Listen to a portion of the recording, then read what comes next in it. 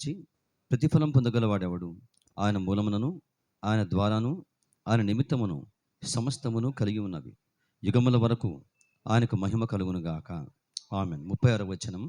ఆయన మూలమునను, ఆయన ద్వారాను, ఆయన నిమిత్తమును సమస్తమును కలిగి ఉన్నవి. యుగముల వరకు ఆయనకు మహిమ కలుగును గాక. ప్రార్థన. పరమ తండ్రి, వందనములు. మిమ్మల్ని వేడుకొనుచున్నాం. ప్రార్థన విని ఆశ్చర్యకరముగా సహాయం చేసే దేవుడు, నీవు ఆశ్చర్యకరమైన సహాయం చేత ఆదుకునేవాడుగా మా మధ్య మీరు ఉన్నారు. వందనములు తండ్రి. వాక్యము నాటండి.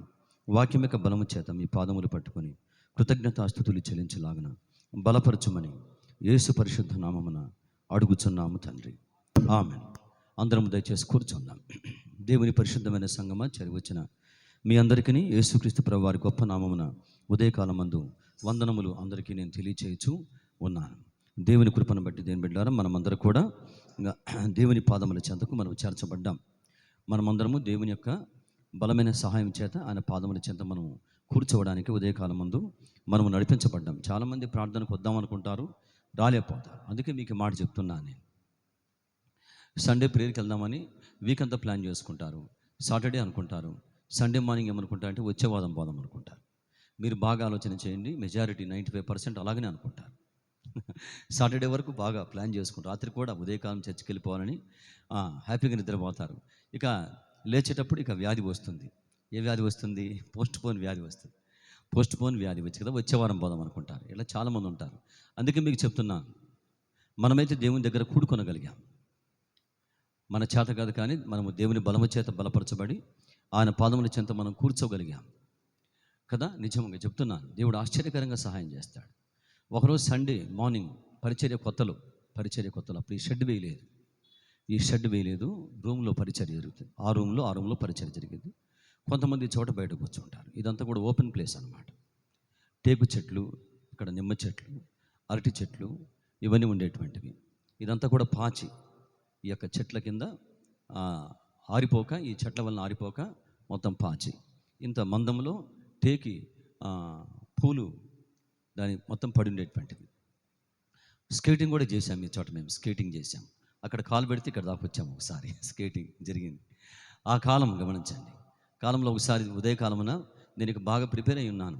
మార్నింగ్ వాక్యం చెప్పాలి. ఎందుకు చెప్తున్నానంటే, మనం దేవుని చేత బలపరచబడకపోతే దేవుని దగ్గర మనం కూర్చోలేము. అయ్యే పని కాదు అది అని చెప్పడానికి ఈ మాట మీకు చెప్తున్నాను. మార్నింగ్ నాకు హై ఫీవర్ వచ్చేసింది. ఎప్పుడు అలా జరగలేదు.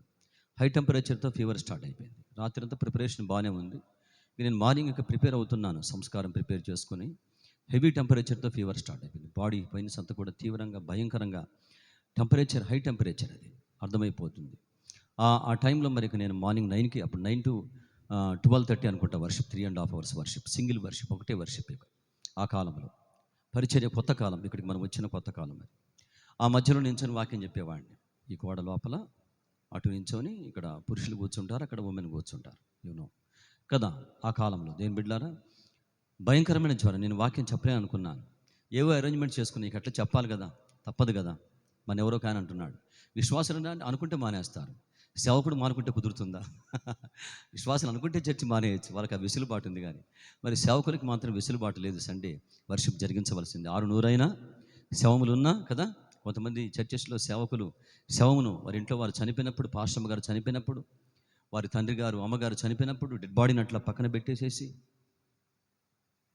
వర్షిప్స్ జరిగించిన గడియలు చాలా ఉన్నాయి. అలాంటివి చాలా ఉన్నాయి. మన దగ్గర జోసఫ్ గారు వచ్చేవారు. జోసఫ్ బ్రదర్ వాళ్ళ నాన్నగారు చనిపోయారు. సాటర్డే చనిపోయారు.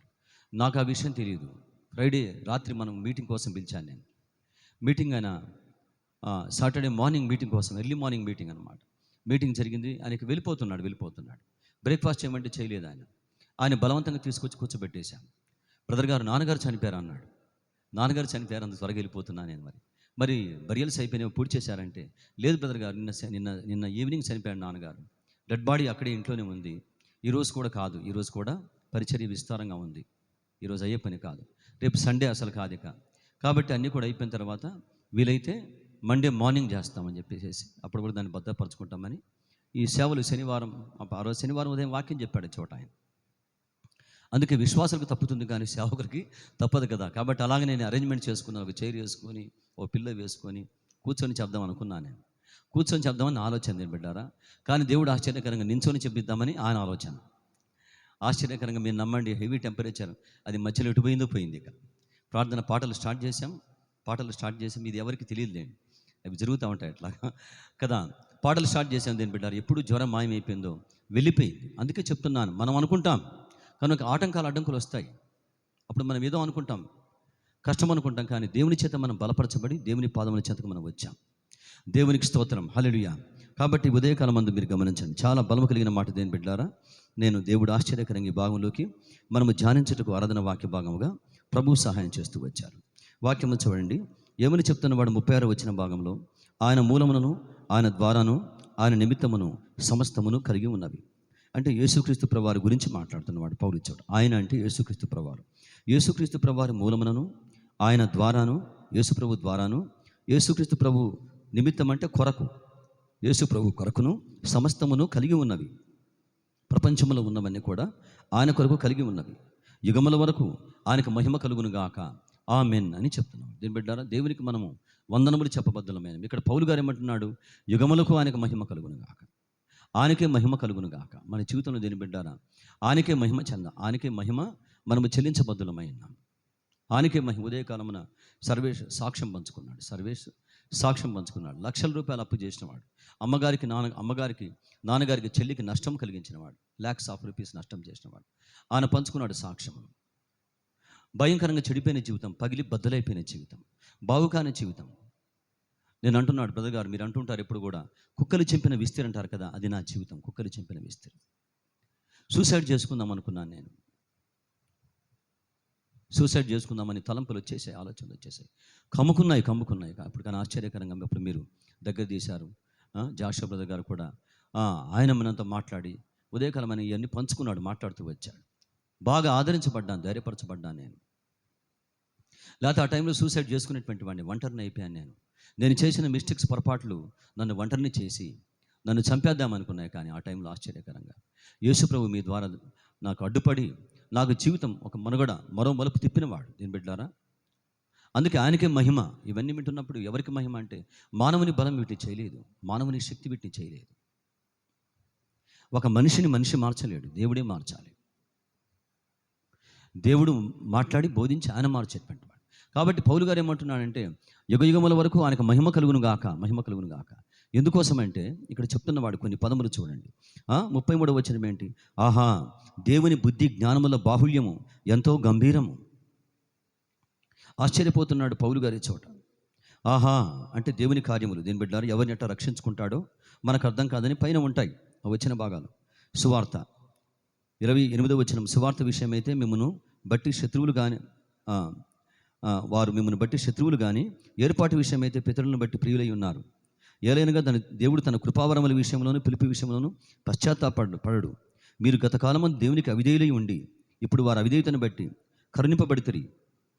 అంటే మనం కరుణించబడ్డాం. ఇలాగనా ఆశ్చర్యకరంగా దేవుని చేత. ఈ వచ్చిన భాగంలో అర్థం ఏంటంటే, సరైన సమయంలో దేవునిలోకి మనం వచ్చాం, మనల్ని అద్భుతంగా విడిపించుకున్నాడు దేవుడు అని పైన చెప్తున్నాడు పౌలు గారు. అలా చెప్పిన తర్వాత అప్పుడు మాట్లాడుతున్న మాట 33వ వచనం.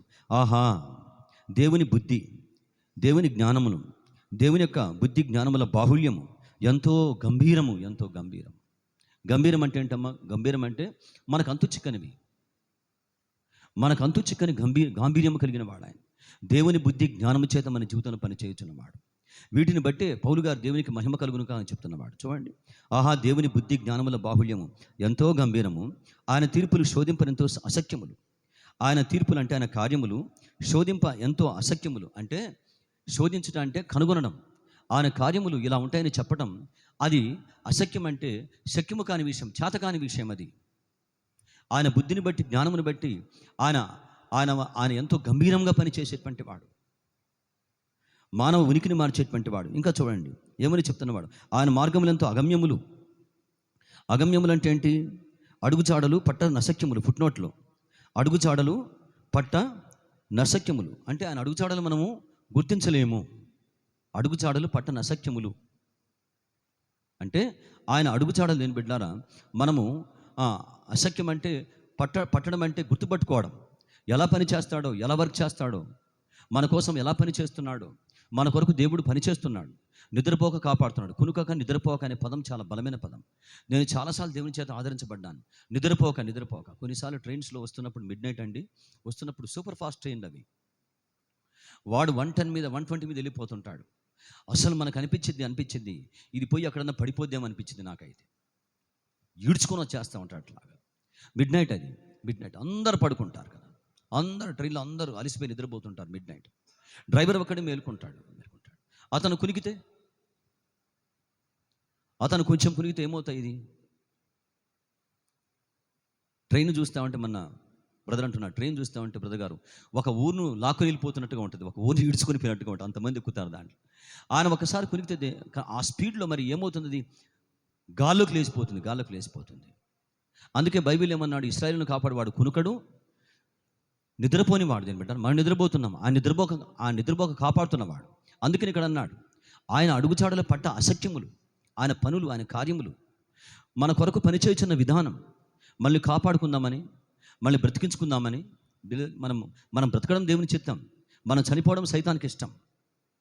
మనం బ్రతకడం దేవునికి చిత్తం, మనం చనిపోవడం సైతానికి ఇష్టం. చనిపో అంటుంటాడు. ఇక ఉదయం కూడా అని చెప్తున్నాడు, సూసైడ్ తలుపులు వచ్చేసాయి నాకు, ఒంటరిగా ఇంట్లో ఉన్నాను, సూసైడ్ చేసుకుందామని అనుకున్నాను, నేను ఒంటరిని అయిపోయాను, సూసైడ్ చేసుకుందామని అనుకున్నాను, నేను సూసైడ్ థాట్స్ కమ్ముకుంటున్నాయి, ఇక చనిపో, నీ జీవితం అయిపోయింది, నీ బ్రతుకు అయిపోయింది, నువ్వు బాకావు, ఇక నీ మనసు బాగా కాదు, నీ అంతరంగం బాగా కాదు, ఇక నువ్వు జీవితంలో ఓడిపోయావు, ఫెయిల్ అయిపోయావు, ఇక నువ్వు ఏమి చేయలేవు, ఏమి జరిగించలేవు అంటే ఆయన చెప్తున్నాడు. వ్యాపారములు చేసి ఫెయిల్ అయిపోయినవాడు, లక్షలు అప్పు చేసినవాడు, అమ్మకి చెల్లికి నష్టము కలిగించినవాడు, వారిని బాధించినవాడు, వేదన కలిగించినవాడు.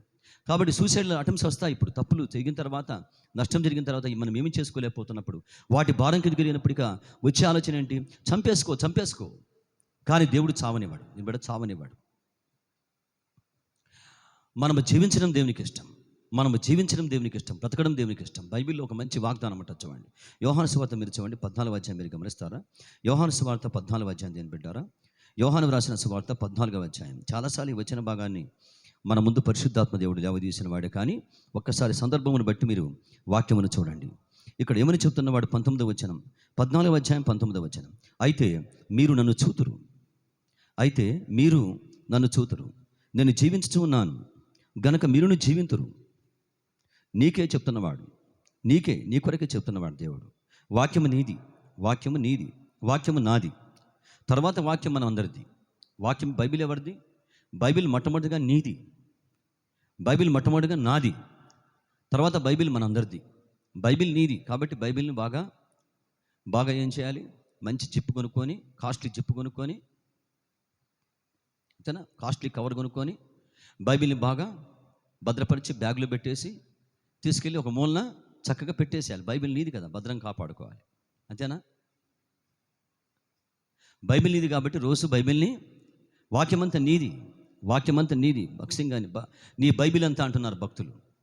కొంతమంది మంచి సేవకులు అంటున్నారు, నీ బైబిల్ అంతా, నీ బైబిల్ ఇదే, కానీ బైబిల్లో నీ బైబిల్ అంతా.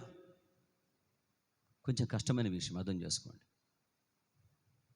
మొన్న ఒక సేవకులు ప్రకాష్ గారు అడుగుతున్నవాడు, సేవకులు, నీ బైబిల్ అంతా, అసలు బైబిల్ కరెక్టే, బైబిల్ నీదే, ఈ బైబిల్లో నీ బైబిల్ అంతా. భక్సింగ్ గారు బైబిల్ అంటే చాలా పెద్దది. అంటే చాలా వాక్యములు తీసుకున్నాడు ఆయన, తన కోసం తీసుకున్నాడు.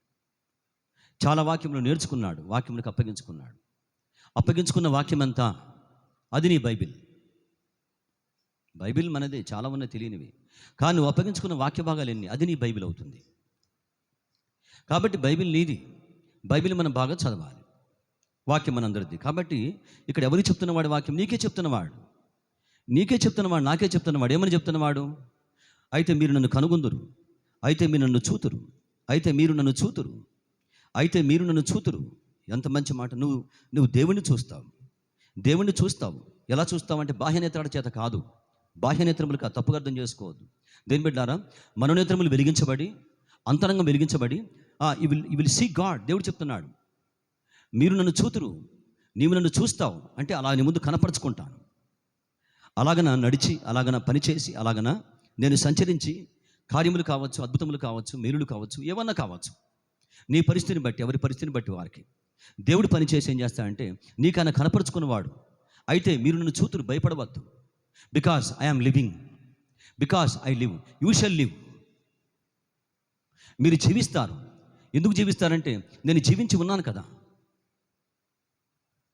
నేను జీవించి ఉన్నాను కదా. ఎన్నోసార్లు దేని బిడ్డారా దేవుని ఈ మాట చేత నన్ను బలపరిచిన వాడు. నేను అందుకు ఎవరన్నా నన్ను అడుగుతూ ఉంటారు, నన్ను బైక్ మీద బ్రదర్ గారు ఏ వాక్యం పెట్టాలి ఏదో అడుగుతుంటా వెహికల్స్ మీద. నేను చాలామందికి వాక్యం చెప్పాను. చాలామంది జీవితం లేదనుకుంటారు, కానీ జీవితం నీకుంది. యేసు కింద, యేసు బైబిల్ కాదు, బైబిల్లో యేసు వచ్చిన మొద్దు. బయటి వారికి మీరు చెప్పేటప్పుడు బైబిల్ అన్నా యేసు అని చెప్పండి, అంతవరకే. వచనాలు చెప్పొద్దు వాళ్ళకి, అవి అంత చిక్క అర్థం కాదు. బైబిల్ వాక్యం పెట్టుకొని బైబిల్ అని పేరు చివరి రాసుకోండి, లేకపోతే యేసు అనే పేరు పెట్టేయండి లాస్ట్లో. అంటే ఆయన ఇలా చెప్పాడు. ఏమని చెప్తున్నాడు? నేను జీవించి ఉన్నాను, నీవు జీవిస్తావు, నీవు జీవించలాగానే నేను చేస్తాను. వీళ్ళు గుండెలు పగిలి ఉన్నారు, రాబోతున్న ఫ్యూచర్ ఎట్లాగా మొత్తం విడిచిపెట్టి నీ వెంట వచ్చాం. యేసు అపోస్తుల యొక్క స్థితిగతులు భయంకరమైనవి. దేని బిడ్డారా, యేసయ్య వారితో మాట్లాడుతున్నాడు, నేను చనిపోతాను, కొద్ది కాలంలో చనిపోతాను, తిరిగి లేస్తాను విషయం వాళ్ళు నమ్మలేకపోతున్నారు. కానీ వారు ఏమని నమ్ముతున్నారు? ఖచ్చితంగా నేను చనిపోతాడు. యేసయ్య ప్రిపేర్ చేస్తున్నాడు. నేను చనిపోబోతున్నాను ప్రిపేర్ చేస్తున్నాడు యేసు ప్రభువారు వాళ్ళు దాన్ని బలంగా నమ్ముతున్నారు. కానీ వాళ్ళకి విషయం నమ్మలేకపోతున్నారు. ఏ విషయమును? నేను చనిపోయి తిరిగి లేస్తాను అనే విషయం అది కూడా చెప్తున్నాడు. కానీ వారు దాన్ని నమ్మలేకపోతున్నారు మనుషులుగా. అప్పుడు చెప్తున్న మాట దాన్ని బట్టి మరి భయం గమ్ముకుంది. మా జీవితంలో ఎట్లాగా, మా కెరియర్, మా ఫ్యూచర్ ఎట్లాగా? God is speaking to you. నీతో మాట్లాడుతున్నవాడు దేవుడు. నా ఫ్యూచర్ ఎట్లాగా? నేను ఏ చోట ఉంటాను, ఎక్కడ ఉంటాను, ఎవరి మధ్య ఉంటాను, ఏ పని చేస్తూ బతుకుతాను, నేను ఏమవుతాను, నా వెంట ఎవరు ఉంటాను, నేను ఎలా ఉంటాను, రాబోతున్న కాలం నా యొక్క స్థితి ఎలా ఉంటుంది? వాళ్ళ భయం ఇదే. అప్పుడు యేసయ్య వారి దగ్గరికి వచ్చి మాట్లాడుతున్నారు, మీరు నన్ను చూతురు, మీకు కనపరుచుకుంటాను, మీరు జీవింతురు, ఒక జీవితం జీవిస్తారు, నేను మీకోసం దాచి ఉంచిన ఒక జీవితాన్ని జీవిస్తారు. ఉదయకాలం నీకు కూడా వాగ్దానం చేయొచ్చు అన్నమాట. అపోస్తులారా, నేను మీకోసం దాచి ఉంచిన ఒక జీవితం ఉంది, ఆ జీవితాన్ని మీరు జీవిస్తారు. అపోస్తుల్ని మనం అడిగితే కనుక పరలోక రాజ్యం పోయిన తర్వాత దీన్ని బిడ్డారా, పరలోక రాజ్యం పోతామా లేదా? బన్నీ పోయినట్టే అంటున్నాడు ఇక కదా. ఓకే, రక్షణ బంధుకు వెళ్తావులే, చిన్నప్పుడే రక్షణ బంధుకు ఎర్లీ ఏజ్లోనే యేసుప్రభు నమ్మేసేయి, ఇక డౌట్ లేకుండా నమ్మేసేయి, అంగీకరించేయి. పరలోక రాజ్యం మనం వెళ్తాం కదా. అపోస్తులను మనం వెళ్ళిపోయి మీరు జీవించిన జీవితం ఉంది కదా, ఆ జీవితం మీరు జీవిస్తారని మీరు అనుకున్నారంటే వాళ్ళు ఏమంటారు? వాళ్ళు ఆశ్చర్యపోయి చెప్తారు మనకి, మేమెక్కడ అనుకున్నాం, మాకు జీవితాలకి ఏవి యేసు చనిపోతాడని అన్నప్పుడు మేమందరం ఎక్కడికి వెళ్ళిపోయాం, మా అంతరంగాలు ఎక్కడికి వెళ్ళిపోయాం. వేదన, భయము, దుఃఖము, ఆవేదన మమ్మల్ని పట్టుకున్నాయి. చంద్రుపార్థీయులు అనేటువంటి రాజు ఉన్నప్పుడు అంట తోమ ఇండియాకు వచ్చాడంట. పార్థీయులు అనేటువంటి వాళ్ళు సెంచరీస్ బ్యాక్ ఆ టైంలో థామస్ ఇండియాలోకి వచ్చాడంట. హిస్టారికల్ రికార్డ్స్ చెప్తున్నాయి. ఆయన బట్టి ఆశ్చర్యకరంగా రాజులు యేసుప్రభువుని నమ్ముకున్నారు. సరే, అంటే మరి తోమని అడిగితే ఏమంటాడు? అసలు ఇండియాకా? నేను అవిశ్వాసిని కదా, మాకు జీవితం ఏది? అందుకే అన్నాడు యేసయ్య, మీరు జీవింతురు అంటే ఏంటి? దేవుని బిడ్డారా, ఈ మాట మన కోసం ఆయన దాచి ఉంచిన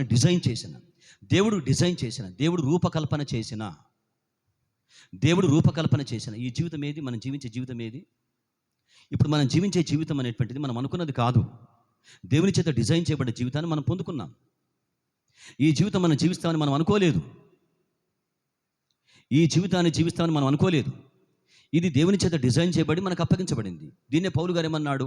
మేము ఏమై ఉన్నామో అది దేవుని కృప వలననే అయి ఉన్నాం. కృప వలన ఈ జీవితం పొందుకున్నాం.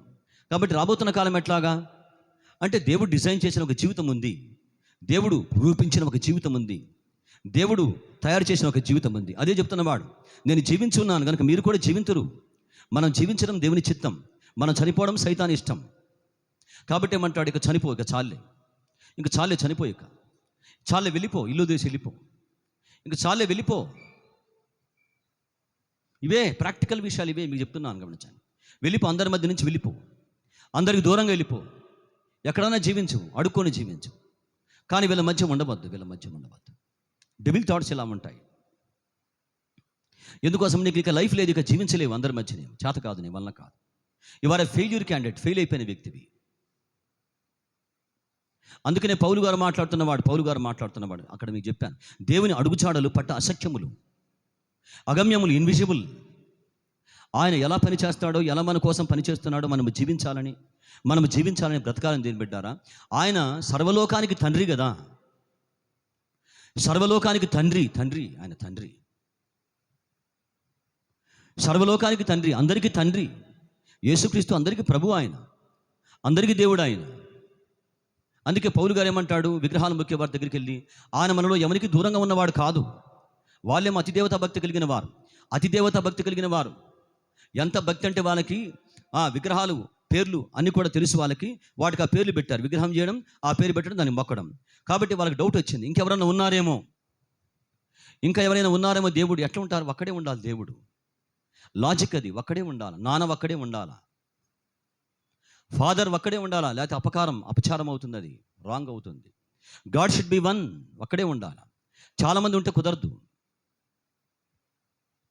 మరి మీకు డౌట్ రావచ్చు, బ్రదర్ గారు మన దేవుడు తండ్రి కుమార పరిశుద్ధ త్రియేక దేవుడు కదా అంటే, వారు ఏకమై ఉన్నారు, వారు యునైట్ అయి ఉన్నారు, వన్ అయి ఉన్నారు. త్రిమూర్తులు కాదు, వారు త్రిమూర్తులు కాదు, ముగ్గురు కాదు, డివిజన్ వారి మధ్య లేదు. త్రియేక కొంచెం గుర్తుపెట్టుకోండి, డౌట్ రావచ్చు. కాబట్టి గాడ్ షుడ్ బి వన్, ఒక్కడే తండ్రి, ఒక్కడే. పౌలు గారు మాట, మనకందరికీ తండ్రి ఒక్కడే, సర్వలోకానికి తండ్రి ఒక్కడే, దేవుడు ఒక్కడే. దేవునికి మనుషులకును మధ్యవర్తి ఒక్కడే, ఆయన యేసుక్రీస్తు నరుడు. ఆయన మన జీవితానికి మధ్యవర్తిగా ఉన్నాడు. ఆయన ఏమై ఉన్నాడంటే, ఆయన మార్గములు అడుగుజాడలు పట్టసఖ్యములు కానీ ఆయన ఆశ్చర్యకరంగా మన కోసం పనిచేయుచున్నవాడు. ఇదే పౌలు గారు ఇక్కడ అన్నాడు, ఆహా దేవుని మనసు ఎరిగిన వాడెవడు. చూడండి అక్కడ వచ్చిన భాగం చదవండి, ఎంత బాగుంటుందో దేని బిడ్డారా. 34 వచ్చిన భాగం చదవండి. ఆయన మార్గములు ఎంతో అగమ్యములు, ప్రభువు మనసును ఎరిగిన వాడెవడు. ప్రభువు మనసును ఎరిగిన వాడెవడు. ఆయన మనసులో నీ గురించి ఏముందో, ఆయన మనసు ఎలా నీ గురించి పరితపిస్తుందో దేని బిడ్డారా, ఆయన మనసులో మనం ఉన్నాం. ఆయన మనసు ఎరిగిన వాడెవడు. ఆయన చాలా ప్రేమగలవాడు, ఎంతో ప్రేమగలవాడు, ఎంతో కృపగలవాడు, ఎంతో కటాక్షం గలవాడు. ఆయన మనసును ఎరిగిన వాడెవడు. ఆయన మనసులో నీ గురించి ఏముందో, ఏమి చేద్దాం అనుకుంటున్నాడు, ఎరిగిన వాడెవడు. అందుకన్నారు, ప్రాణమా తొందరపడకు. ప్రాణమా, దావీదన్నాడు, నా ప్రాణమా తొందరపడవద్దు, దిగులు పడవద్దు. నా ప్రాణమా, నాలో నీవిలా తొందరపడుచున్నావు. నా ప్రాణమా ఎలా తొందరపడుచున్నావు, నిబ్బరంగా ఉండు, యెహోవా కోసం కనిపెట్టుకుని ఉండు. ఆయన మనసు ఎరిగిన వాడెవడు. ఆయన మనసులో ఏమి చేద్దాం అనుకుంటున్నాడు, ఎరిగిన వాడెవడు. అప్పుడు చెప్తున్న వాడి మాట చూడండి, వాక్యం దీని బిడ్డ 36 వచనం. ఆయన మూలమునను, ఆయన ద్వారాను, ఆయన నిమిత్తమును, యేసుక్రీస్తు ప్రభువారి మూలమున, యేసుక్రీస్తు ప్రభువారు సమస్తానికి మూలమైన వాడు. ఆయన మూలమునను, యేసుక్రీస్తు ప్రభువారి ద్వారాను, యేసుక్రీస్తు ప్రభువారి కొరకు నిమిత్తమును సమస్తమును కలిగి ఉన్నవి. అంటే నీవు ఆయన మూలమున ఉన్నావు, ఆయన ద్వారా నీవు ఉన్నావు, ఆయన కొరకు నీవు ఉన్నావు.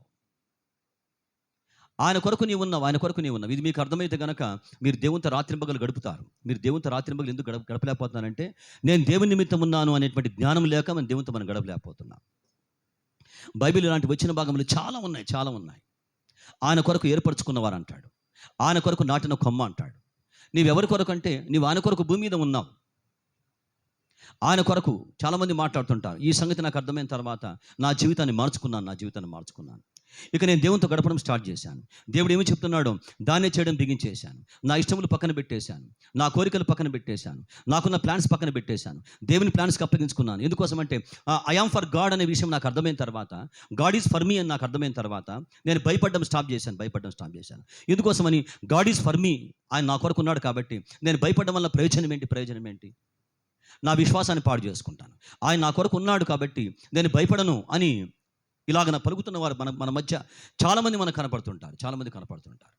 అందుకే ఇక్కడ పౌలు గారు వాక్యం చెప్తుంది, ఆయన మూలన, ఆయన కొరకు, ఆయన ద్వారా సమస్తమును కలిగి ఉన్నవి. సమస్తం అంటే దాంట్లో నీవు, సమస్తం పక్కన పెట్టండి. మనము కలిగి ఉన్నాం. నీవు దేవుని కొరకు, ఆయన మూలమున, ఆయన ద్వారా నీవు ఉన్నావు, మనం ఉన్నాం. ఇది మనకు సింపుల్గా అర్థమవుతున్న విషయం. దీని బిడ్డారా, మన ప్రాణమును ఆత్మను ఆయన కాపాడుతున్నవాడు. జీవరాశుల ప్రాణములు ఆత్మలు ఆయన వశమున ఉన్నవి. ఆయన కొరకంటే, ఆయన మూలం అంటే నీ ప్రాణమును, నీ సకల మార్గమును ఆయన వశమున ఉన్నది. నీ ప్రాణమును నీ సకల మార్గములను ఆయన వశమున నీ ప్రాణమును నీ సకల మార్గములను ఆయన వశమున. సకల మార్గం అంటే ఏంటి? సకల మార్గం అంటే జీవించవలసిన జీవితం, ఒక జీవితం. ఒక హోమ్ గార్డ్ ఒక ప్రార్థనలో కూర్చున్నాడు. రాత్రి నన్ను కుటుంబ ప్రార్థనలో వాక్యం చెప్పమన్నారు. ఆ చోట ఈ వాక్య భాగం నాకు దీని బిడ్డ నడిపించబడితే ఈ వాక్య భాగం పంచుకున్నాను. నీ ప్రాణమును నీ సకల మార్గములను అంటే సకల మార్గములు అంటే జీవించబోతున్న ఒక జీవితం, ఉన్న విషయములు జీవించబోతున్న జీవితం, ఉన్న సంగతులు జీవితంలో ఉన్న విషయములు, మనం జీవించవలసిన మార్గం, చేయవలసిన పనులు, జరిగించవలసిన పనులు, ఉన్న బాధ్యతలు, వెళ్ళవలసిన మార్గం, ఇవన్నీ దేవుని వశమున ఉన్నవి. ఆ రాత్రి ఆయన ప్రార్థనకు వచ్చాడు. కొన్ని అనారోగ్య భయం చేత ఆయన ప్రార్థనకు వచ్చాడు. ఆయనకు పెద్ద వ్యాధి ఉంది. అయిపోయిన తర్వాత ఆయన టైం అడిగి ఆయన చిన్న సాక్ష్యం పంచుకున్నాడు. ఈ రాత్రి పెద్ద భయంతో ప్రార్థనకు వచ్చాను, నా లోపల పెద్ద వ్యాధి ఉంది, అది దానివల్ల నేను చనిపోతానని భయం నన్ను పట్టుకుంది. కానీ మరి ఆశ్చర్యకరంగా దేవుడు ఉన్న విషయములు, అనుభవించవలసిన విషయములు, వెళ్ళవలసిన మార్గములు ఆయన వశమున ఉన్నవి, ఆయన చేతిలో ఉన్నవి, కాబట్టి భయపడవద్దని దేవుడు చెప్తున్నవాడు కదా అని చెప్పేసి చిన్న ప్రార్థన చేసుకుంటా అని చెప్పేసి ఆయన ప్రార్థన చేసుకొని దేవునికి అప్పగించుకున్నాడు. వాక్యం ఇచ్చే నమ్మకం, వాక్యం ఇచ్చే ధైర్యం ఏది కూడా ఇవ్వలేదు. అందుకే వాక్యం నీ కొరకే అని చెప్తున్నాను నేను. ఫర్ యువర్ సెల్ఫ్, వాక్యం నీ కొరకే. జాయ్, నీ కొరకే వాక్యం. You are for God and God is for you. You are through God. కాబట్టి ఏం జరగబోతుంది, ఏం కాబోతుంది, ఏం సంభవించబోతుంది, నేనేం కాబోతున్నాను, ఆయన చేత అది అవుద్ది. ఆయన కొరకు మనం ఉన్నాం. ఆయన మన కొరకు ఉన్నాడు కదా. ఆయన నిమిత్తం అంటే ఏంటి? ఆయన కొరకు నువ్వు కలిగి ఉన్నావు, నువ్వు ఉన్నావు. ఆయన కొరకు ఉంచుకున్నాడు. కాబట్టి ఆయన కొరకు, కాబట్టి God will work for you. ఆయన నీ కొరకు పని చేస్తాడు. వాక్యం నిబ్బరాన్ని ఇస్తుంది, విశ్వాసాన్ని ఇస్తుంది. అందుకే పౌలు గారు ఏమన్నాడు? వినటం వలన విశ్వాసం కలుగును. కాబట్టి మంచి ఉదయకాలం దేని బిడ్డారా, పౌలు గారు చెప్తున్నాడు, ప్రభువా అయ్యా మీ మూలమున, మీరు మా జీవితానికి మూలం అయ్యా, మీ ద్వారా ప్రభువా, మీ చేత మీ కొరకు మేము కలిగి ఉన్నాం, మమ్మల్ని ఉంచుకున్నావు ప్రభువా అని చెప్తే కిందేమన్నాడు చూడండి, వాక్యం గమనించండి. యుగముల వరకును ఆయనకు మహిమ కలుగును గాక. దేని బిడ్డారా, కాబట్టి ఆయనకు మహిమ, ఘనత, ప్రభావం మనం చెల్లించాలి ఈ పరిశుద్ధమైనటువంటి దేవుని గుణమును బట్టి. కళ్ళు మూసుకున్న వారమై పరిశుద్ధమైనటువంటి దేవుని వాక్యములకు అప్పగించుకుందాం. ఒక్కసారి పరిశుద్ధమైన దేవుని సంగమా, మనమందరూ కూడా మహాదేవుడు మన మధ్య ఉండగా దేవుని సమాజంలో దేవుడు నిలిచి ఉన్నాడు. God stood among us. ఆయన మన మధ్య నిలిచి ఉన్నవాడు. ఆయన వాగ్దానం ప్రకారం ఎక్కడ 2 లేక 3 నా నామమున కూడి ఉందరో అక్కడ నేను వారి మధ్యన ఉందును అని సెలవిచ్చినవాడు. కాబట్టి ఆయన సంచారము చేయుచున్నవాడు, ఆయన కదులుచు ఉన్నవాడు, ఆయన చెప్తున్నవాడు వాగ్దానము చేయుచున్నవాడు. నేను జీవించి ఉన్నాను గనక మీరును జీవింతురు. నేను జీవించుచు ఉన్నాను. ఐ యామ్ లివింగ్, బతికే ఉన్నాను. నేను బ్రతుకుచూ ఉన్నాను కనుక మీరు కూడా బ్రతుకుదురు. ఎలా బ్రతుకుతాం? నేను దాచి ఉంచిన జీవితం నీకు ఇస్తాను. నీవు జీవించలాగన దాచి ఉంచిన జీవితం ఉంది. పౌలు, తోమా, పేతురు, అంద్రయ్య, బర్తలోమయి, యేసయ్య చెప్తున్నవాడు, మీ కొరకు ఒక జీవితం దాచి ఉంచాను. మీరు ఎక్కడ ఎవరి మధ్య ఉండాలో, ఎక్కడ చనిపోవాలో, ఏ చోట ఎలా చనిపోవాలో అవన్నీ కూడా డిజైన్ చేసి ఉంచాను. ఆ జీవితాన్ని మీరు పొందుకుంటారు, ఆ బ్రతుకును మీరు పొందుకుంటారు. దేవుని యొక్క మార్గములు, అడుగుచాడలు పట్టని అసఖ్యములు ఆయన నీ కొరకు దాచి ఉంచిన జీవితం, అది అంతు చిక్కనిదే. కానీ వాక్యం సెలవిస్తుంది, ఆయన మూలము నీకు. మూలం ఎవరు? మూలం యేసుక్రీస్తు ప్రభువారు నీకు మూలం. He is the origin and cause. He is the base point. మూలం ఆయనే, ఆరిజిన్, ఆధారం ఆయనే. ఆయన మూలమును, ఆయన ద్వారా జీవించే వ్యక్తివి నీవు. ఆయన మూలమున నువ్వు ఉన్నావు, ఆయన ద్వారా జీవించే వ్యక్తులం మనం. ఆయన ద్వారా జీవించాలి మనం. ఆయన ద్వారా గాడ్ విల్ వర్క్. అపోస్తలులు అడిగితే మేము అనుకోలేదు ఈ జీవితాన్ని, మేము కలలో కూడా అనుకోలేదు ఈ జీవితాన్ని, మేము కలలో కూడా అనుకోలేదు ఈ జీవితాన్ని జీవించాం. అది యేసు వారి కోసం దాచి ఉంచిన జీవితం, ఆయన ద్వారా పొందుకున్న జీవితం అది.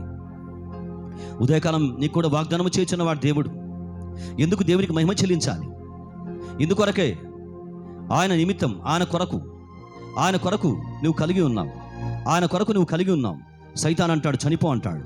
చనిపో, చంపేసుకో, సూసైడ్ చేసుకో, విషయం తాగేసేయి, ఉరి పెట్టుకో, దూకి చనిపో, వెళ్ళిపో, లేకపోతే ఇంట్లో నుంచి వెళ్ళిపో, ఎవరికి దొరకకుండా వెళ్ళిపో, కనిపించిన చోటుకి వెళ్ళిపో, ఏమన్నా కానీ ఆ చోట జీవించేసేయి. కానీ యేసయ్య మాట్లాడుతున్నవాడు, నీకు మూలం నేను, నీకు మూలం నేను, నా ద్వారా నువ్వు ఉంటావు, నా ద్వారా నువ్వు ఉన్నావు. I am the cause for you and I am for you. ఆయన కొరకు మనం ఉన్నాం, ఆయన కొరకు నీవు ఆయన కొరకు ఉన్నావు. పౌలు గారు మాట్లాడుతున్నవాడు, ఆహా దేవుని బుద్ధి జ్ఞానముల బాహుళ్యము ఎంతో గంభీరము. ఆయన బుద్ధి జ్ఞానం ఎంత గంభీరం. కుమారులారా వందనములు చెప్పబద్ధమైన వందనములు చెప్పబద్ధమైన ఒక 3-4 నిమిషాలు మనం దేవుణ్ణి మనం వర్షిప్ చేద్దాం. మనం స్తుతులు చెప్దాం, స్తోత్రములు చెప్దాం, కృతజ్ఞతాస్తుతులు చెప్దాం, ప్రభువుకు అప్పగించుకుందాం. ప్రభుతో మీరు గడపండి, ఒక 3-4 minutes ఆఫ్ టైం.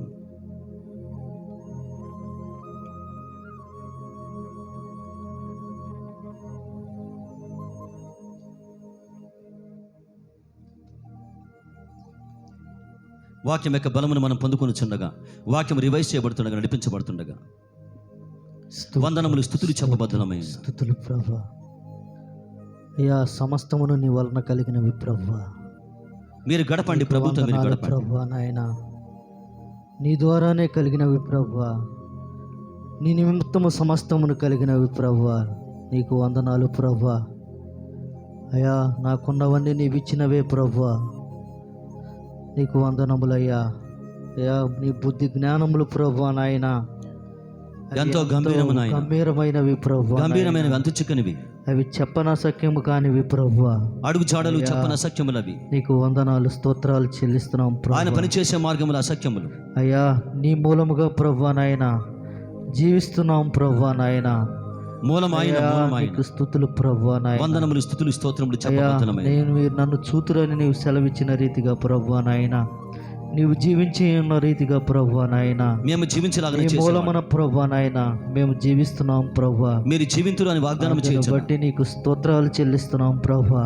అవును తండ్రి, అయ్యా నీకు వందనాలు తండ్రి నాయన. సాతాను జీవితం లేదని చెప్తున్నాడు. నీ సత్యమైన మార్గములో ప్రభువా నాయన, అయ్యా నీ జీవ మార్గములో ప్రభువా నాయన, జీవ మార్గములో జీవించే మార్గమే నడిపించి జీవింపు చేస్తున్నందుకై ప్రభువా వందనములు తండ్రి. వందనములు, నీకు స్తోత్రాలు చెల్లిస్తున్నాము తండ్రి. వందనములు చెల్లించి ఉన్నాం మీకు. అయ్యా నీ వాక్యము చేత ప్రభువా నాయన వందనములు తండ్రి. వందనములు బలపరిచి ప్రభువా నాయన మీరు జీవింతురు. అయ్యా బుద్ధి జ్ఞానములు తండ్రి నాయన మాకు కలుగు చేసి ప్రభువా నాయన స్తుతులు తండ్రి, స్తుతులు తండ్రి. జీవింప చేస్తున్నావు ప్రభువా. ఆయన మనసు ఎరిగిన వాడెవడు బట్టి నీకు స్తుతులు నాయన. ఆయన మనసు ఎరిగిన వాడెవడు. స్తోత్రాలు చెల్లిస్తున్నాం ప్రభువా నాయన. స్తోత్రములు స్తుతులు చెల్లిస్తున్నాం. అయ్యా నీకు స్తుతులు స్తోత్రాలు చెల్లిస్తున్నాం.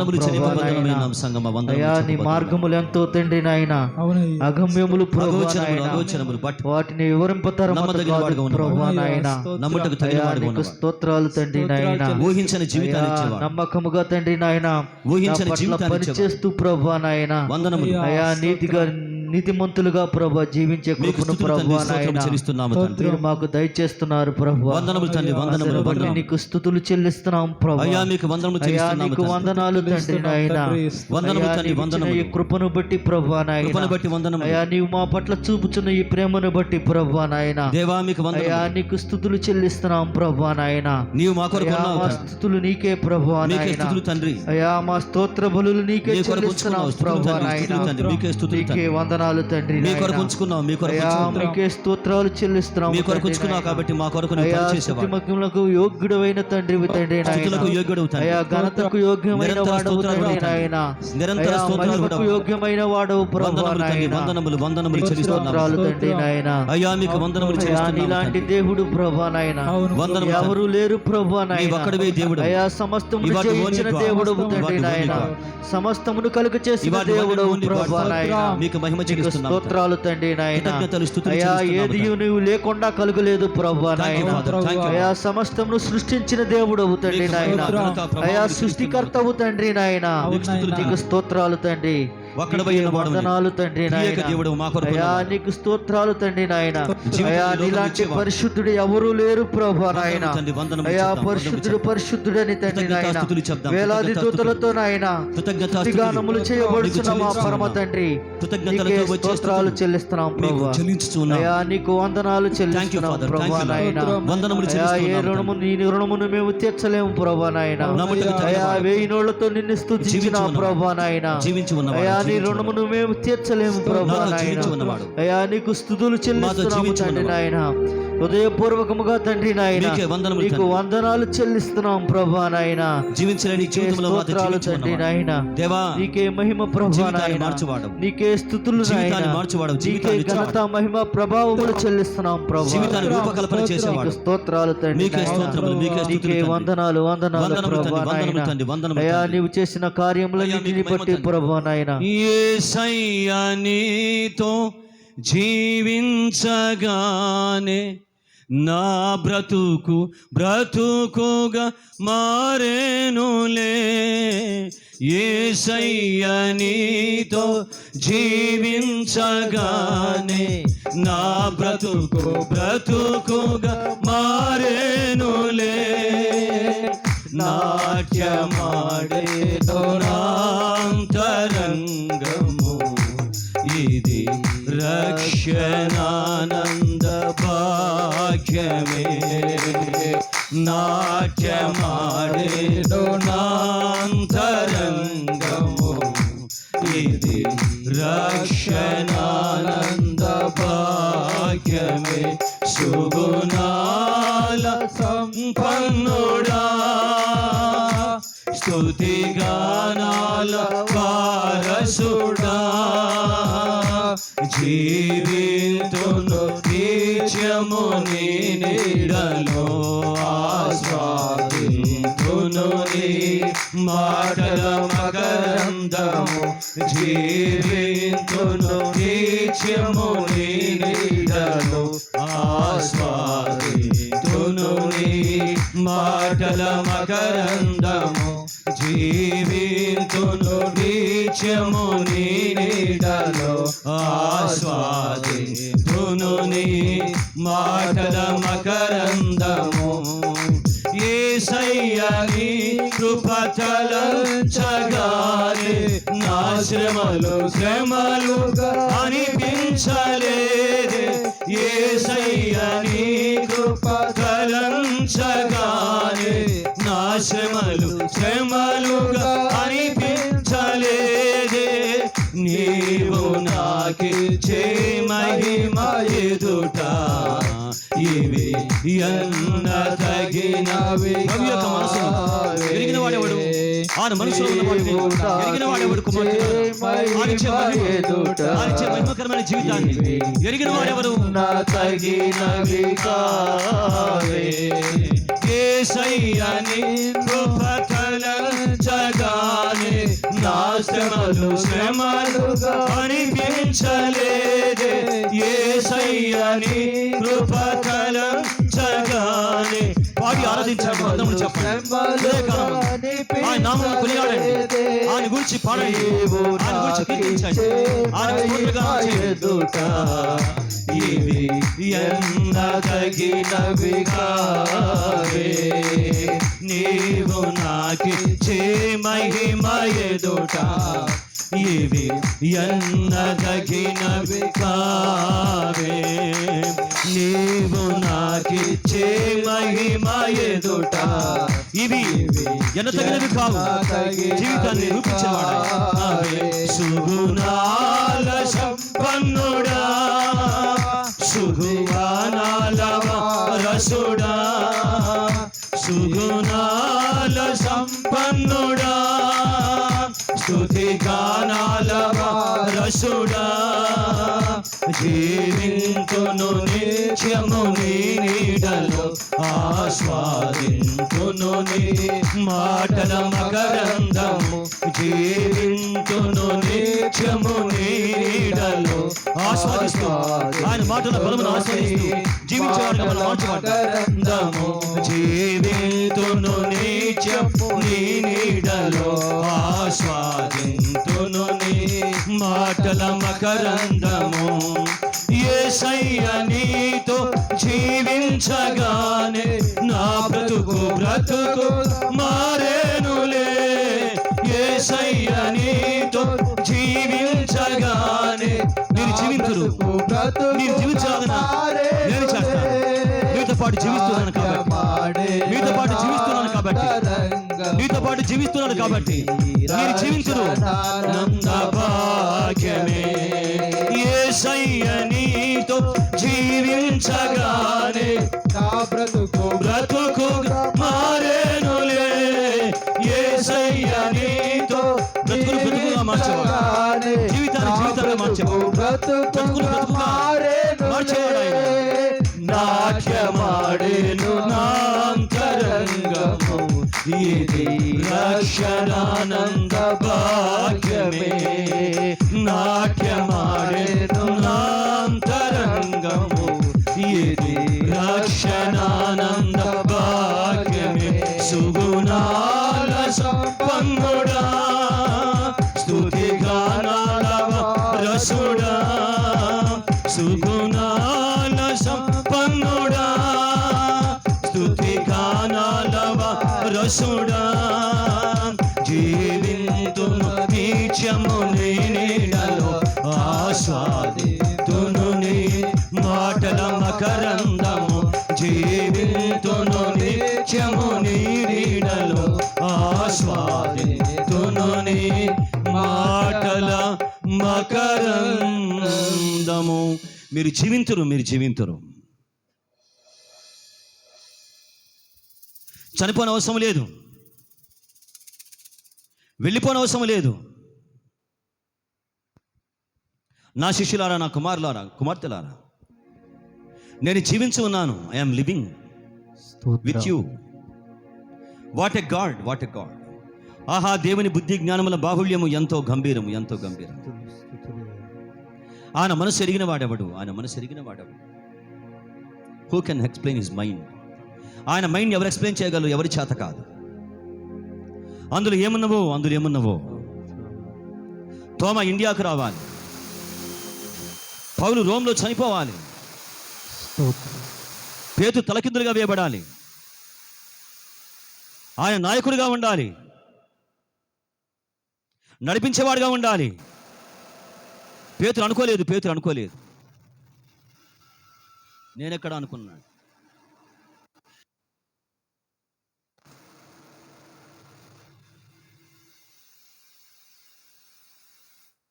ఎవరు అనుకోలేదు. అదే యేసయ్య చెప్పింది, you can live, you shall live. ఒక జీవితం నా దగ్గర ఉంది. నేను నిర్మించిన నా బుద్ధి చేత, నా జ్ఞానము చేత, నా బుద్ధి జ్ఞానముల బాహుళ్యము చేత గుండెలు పగిలిపోతున్నాయి, వారి గుండెలు పగిలిపోతున్నాయి. What is our future? మా కెరీర్ ఏంటి? మా జీవితం ఏంటి? మై లైఫ్ ఏంటి? ఏ చోట, ఎక్కడ, ఏ స్థలంలో, ఏ పని? యేసయ్య మాట్లాడుతున్నవాడు. అవి నా చేతిలో ఉన్నవి. ఆ జీవితం నా చేతిలో ఉంది. ఆ జీవితం నా చేతిలో. నీ ప్రాణమును, నీ సకల మార్గములను నా వశమున, నీ సకల మార్గములు జరగబోతున్నవని నా వశమున. ఆయన మూలమై ఉన్నాడు. ఆయన ద్వారా వస్తుంది అవి. ఆయన కొరకు నీవు.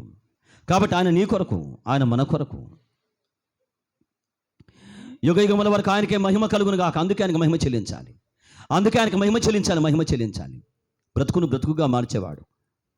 బ్రతుకుగా కుక్కలు చింపిన విస్త్రీగా మారిపోయిన దాన్ని, కుక్కలు చింపిన విస్త్రీ కానీ దాన్ని కుట్టేవాడు. మంచి ఆకుగా మార్చేవాడు. మంచి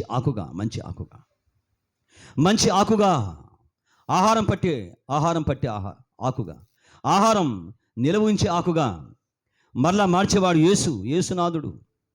బాగు చేసేవాడు. I am living. నేను మూలం, నేను మూలం, నేను మూలం, నేనే మూలం, నేనే మీకు మూలం, నేనే మీకు మూలం.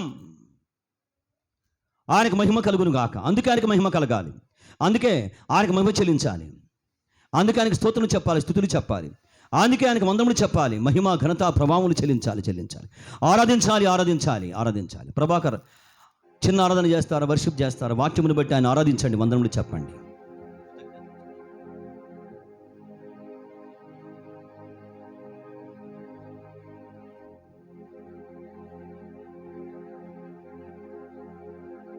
సృష్టికి ఆధారభూతం మా గొప్ప తండ్రి, ఘనమైన నీ పాదములకు వందనములు, స్తుతులు, స్తోత్రం చెల్లించున్నాను తండ్రి.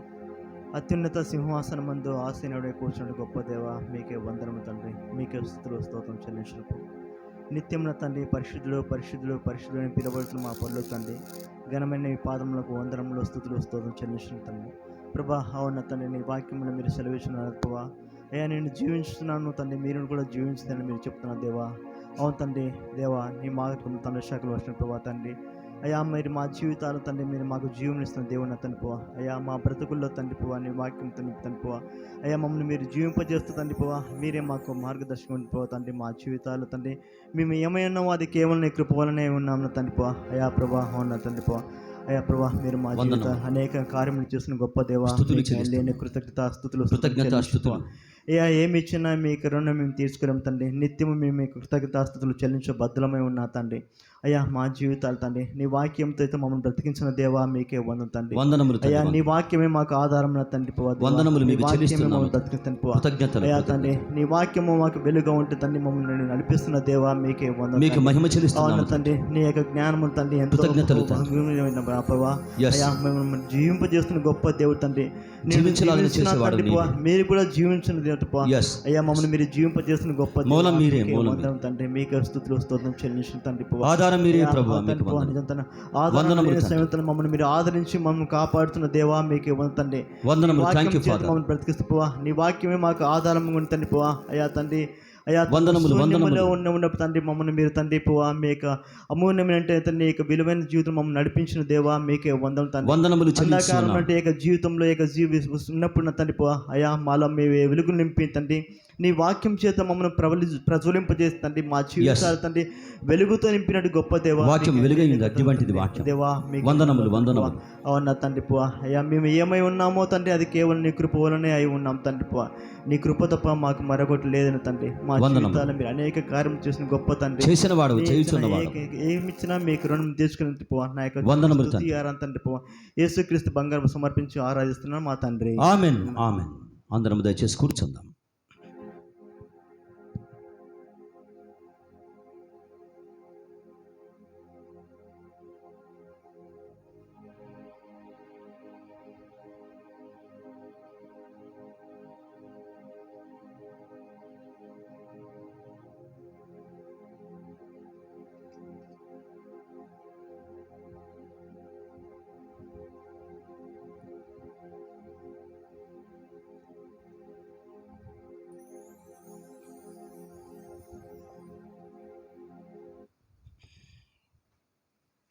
ఒక పాట పాడుకొని దేని బిడ్డలారా మనము దేవుని వాక్యమును ధ్యానం చేసుకుందాం.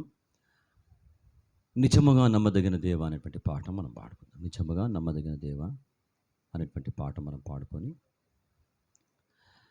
వాక్యమును ధ్యానం చేసుకుందాం.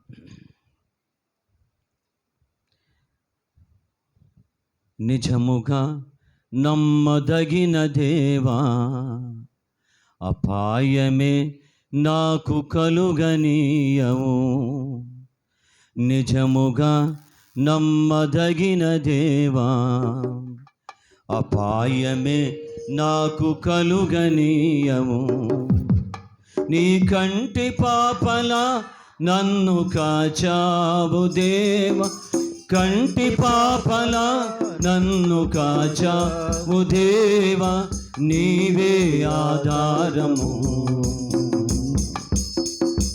నీవే ఆధారము. నీ కంటి పాపలా నన్ను కాచావు దేవా, నీవే ఆధారము.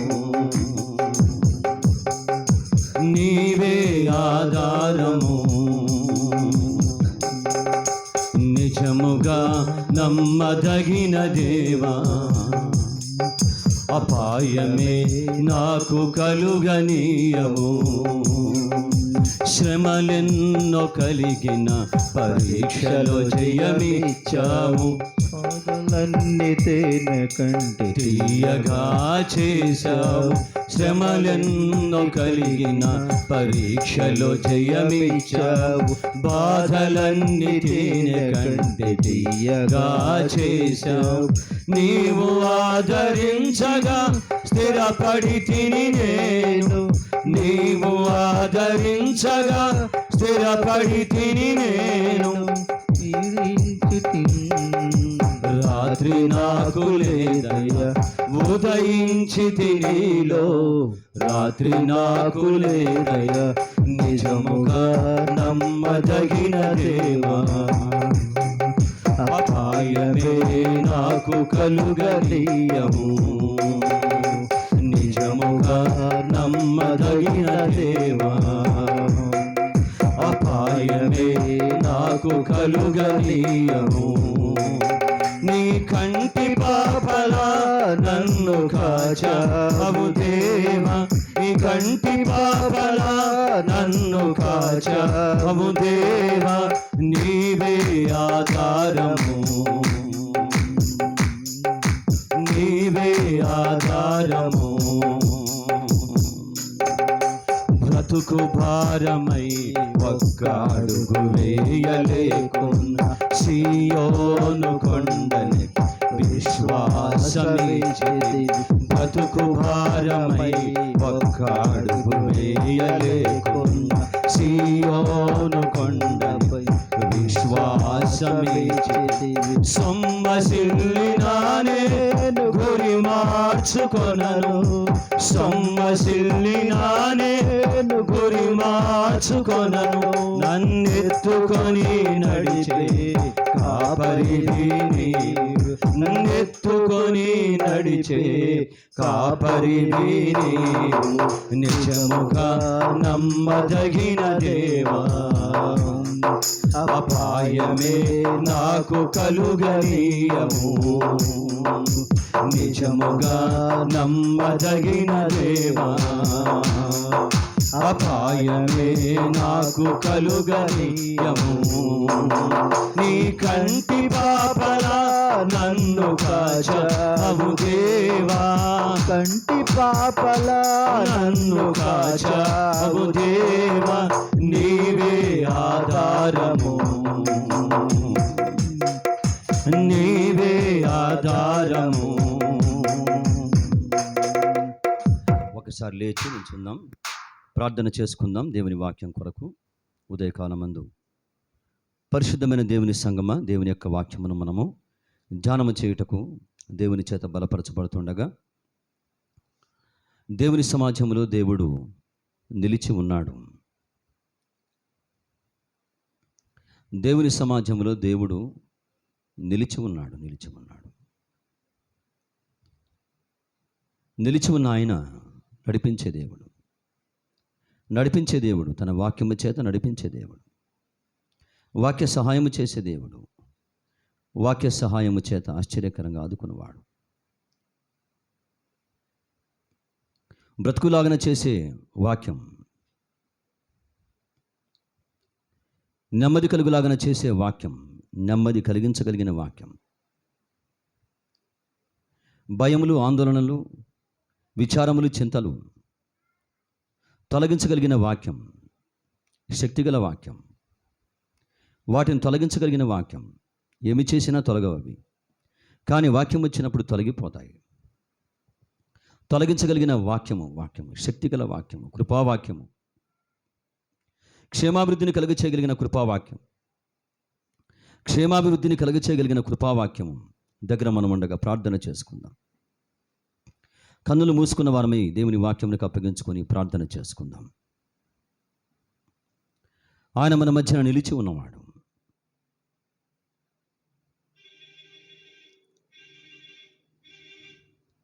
ఆయన వాక్యము చేత సంచరించువాడు. నీ దేవుడైన యెహోవా నీ మధ్యన ఉన్నవాడు. ఆయన శక్తిమంతుడు. ఆయన మిమ్మల్ని రక్షించును. ఆదరణ కలిగించే దేవుడు. నీ దేవుడైన యెహోవా నీ మధ్యన ఉన్నాడు. ఆయన శక్తిమంతుడు. ఆయన మిమ్మల్ని రక్షించును. ఇక మీదట మీకు అపాయం సంభవించదు అని చెప్పినవాడు. ఆయన మధ్యన ఉన్నాడు కనుక అలాగన చేసే బలము కలిగినవాడు. అపాయం లేకుండా జీవించలాగిన జీవితాన్ని ఇచ్చేవాడు ఆయన. ప్రార్థన చేసుకుందాం. కృతజ్ఞతలు, వందనములు, మీకు స్తుతులు, స్తోత్రములు చెల్లించుచు ఉన్నాం. మా మధ్య నిలిచి ఉన్నవాడు, నీ మూలమున, నీ ద్వారాను, నీ కొరకు కలుగ చేసుకున్నవాడు, ఉంచుకున్నవాడు, నిలబెట్టుకున్నవాడు, సజీవులుగా ఉంచినవాడు, ప్రాణమును సకల మార్గములను సకలమును జరగవలసినవి, జరిగించవలసినవి, మేము అనుభవించవలసినవి అవి నీ వశమని చెప్పుచున్నవాడు. అవి నీ వశము. In thy hands of father. వందనములు. ఉదయకాలమున బలపరచండి. సిద్ధపరిచి దాచి ఉంచిన లేఖన బలమును మాకు అప్పగించండి. సిద్ధపరిచి దాచి ఉంచి వాక్యము నాటువాడు. అంతరంగమును వెలిగించువాడు. అంతరంగములో సత్యమును నాటువాడు. స్థిరమైన మనసును కలిగించువాడు. మీ బలమును బట్టి స్థిరమైన బలమును, మనస్సును మాకు అప్పగించి నీ వెంట నడిచేవారుగా, నీ చేత జీవితాన్ని పొందుకునేవారుగా సహాయం చేయవాడు. వాక్యం చెప్పుటకు అయోగ్యమైన వాడును తండ్రి. వాక్యం పరిశుద్ధమైనది నాయన. నీవు అతి పరిశుద్ధమైన వాడు. నీ దగ్గర నిలవబట్టకు అయ్యా చలని వాడం, యోగ్యత లేని వారం, సరిపోయిన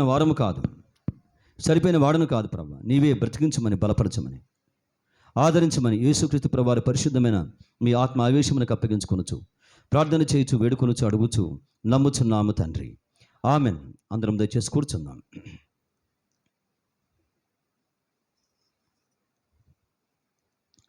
పరిశుద్ధమైన దేవుని యొక్క సంఘం మరొకసారి మీ అందరికీ యేసయ్య మహా గొప్ప నామమున హృదయపూర్వకముగా వందనములు మీకు చెల్లించుచు వాక్యములోనికి అందరినీ ఆహ్వానించు ఉన్నాను. మన మధ్య మన ప్రభువు ఉన్నవాడు దేని బిడ్డలారా, వాక్యమును మనం చూద్దాం. హెబ్రీలకు రాసిన పత్రిక కొన్ని నిమిషములు దేవుని ఆత్మ సహాయం చేత ప్రభు యొక్క ఆత్మ బలమును బట్టి వాక్యమును మనం ధ్యానించుకున్న వారమై, వాక్యం యొక్క బలమును పొందుకొని వాక్యములకు మన జీవితాన్ని అన్వయించుకొని వాక్యమును తీసుకొని ఆయన చేత కృపను, కనికరమును, శక్తిని మనం పొందుకుందాం. ఉదయకాలం మందు 12వ అధ్యాయం హెబ్రీలకు రాసిన పత్రిక, book of Hebrews 12th chapter, 12వ అధ్యాయం 1వ వచనం 2వ వచనం చదువుకుందాం. వాక్యమును 1వ వచనం 2వ వచనం వాక్యము చదువుకుందాం. మీరు కూడా చదవచ్చు, అందరు కలిసి చదువుదాం. ఇంత గొప్ప సాక్షి సమూహము మేఘం వల్లే మనలను ఆవరించి ఉన్నందున మనము కూడా ప్రతి భారమును సులువుగా చిక్కులు పెట్టు పాపమును విడిచిపెట్టి విశ్వాసమున కర్తయు దానిని కొనసాగించువాడైన యేసు వైపు చూచుచు మన ఎదుట ఉంచబడిన పందెములో ఓపికతో పరిగెత్తుదాం. ఆయన తన ఎదుట ఉంచబడిన ఆనందము కొరకై అవమానమును నిర్లక్ష్యపెట్టి సిలువను సహించి దేవుని సింహాసనం యొక్క కుడిపార్శ్వమున ఆసీనుడై ఉన్నాడు. దేవుని ఆత్మచేత బలపరచబడి దేని బిడ్డారా, ఈ సంగతిని మనం ధ్యానం చేద్దాం. పరిశుద్ధమైన దేవుని సంగమా, మనము దేవుని కృపను బట్టి మనం ఉన్నవారం.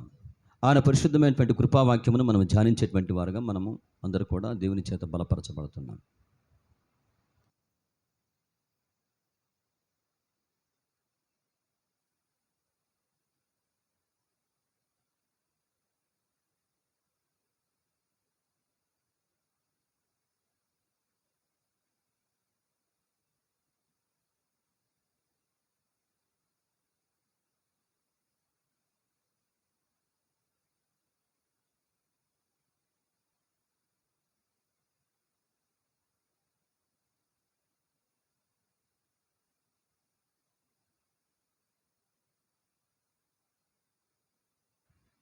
విజయ్ అట్లాగంటే రేపు నాకు ఎగ్జామ్ ఉంది, అసలు నేను అల్లరి చేయాలి అన్నట్టుగా బుక్ వైపే చూస్తున్నాడు.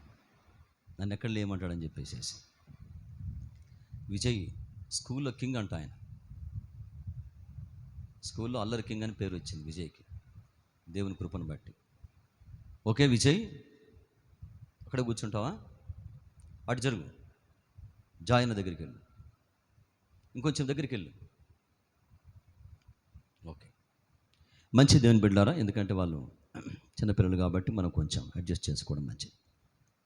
దేవుని పరిశుద్ధమైనటువంటి వాక్యం దేని బిడ్డారా గొప్పది. ఆయన మనకు సంగతులు బోధించేటువంటి వాడు. ఆయన మనకు చెప్పవలసిన విషయములు బోధించే దేవుడుగా మన మధ్య ఉన్నవాడు. మనమందరం దేవుని చేత బోధించబడుతున్నాం. మనమందరం దేవుని చేత బోధించబడుతున్నాం. నేను చెప్తున్న విషయములు మీరు ఆలోచన చేస్తే కనుక మీరు చాలా బలపరచబడతారు. వాస్తవములు ప్రాక్టికల్గా మీతో మాట్లాడుతున్నాను. నేను వింటూ ఉన్న సాక్ష్యములు వాక్యము గురించి నేను వింటూ ఉన్న సాక్ష్యములు నాకు కూడా బలము కలిగిస్తున్నాయి. చెప్పబడుచున్న వాక్యం గురించి నేను తీసుకుంటున్న ఫీడ్బ్యాక్, నాకు వస్తున్న ఫీడ్బ్యాక్ నాకు శక్తిని సంతోషమును కలుగచేయచండి.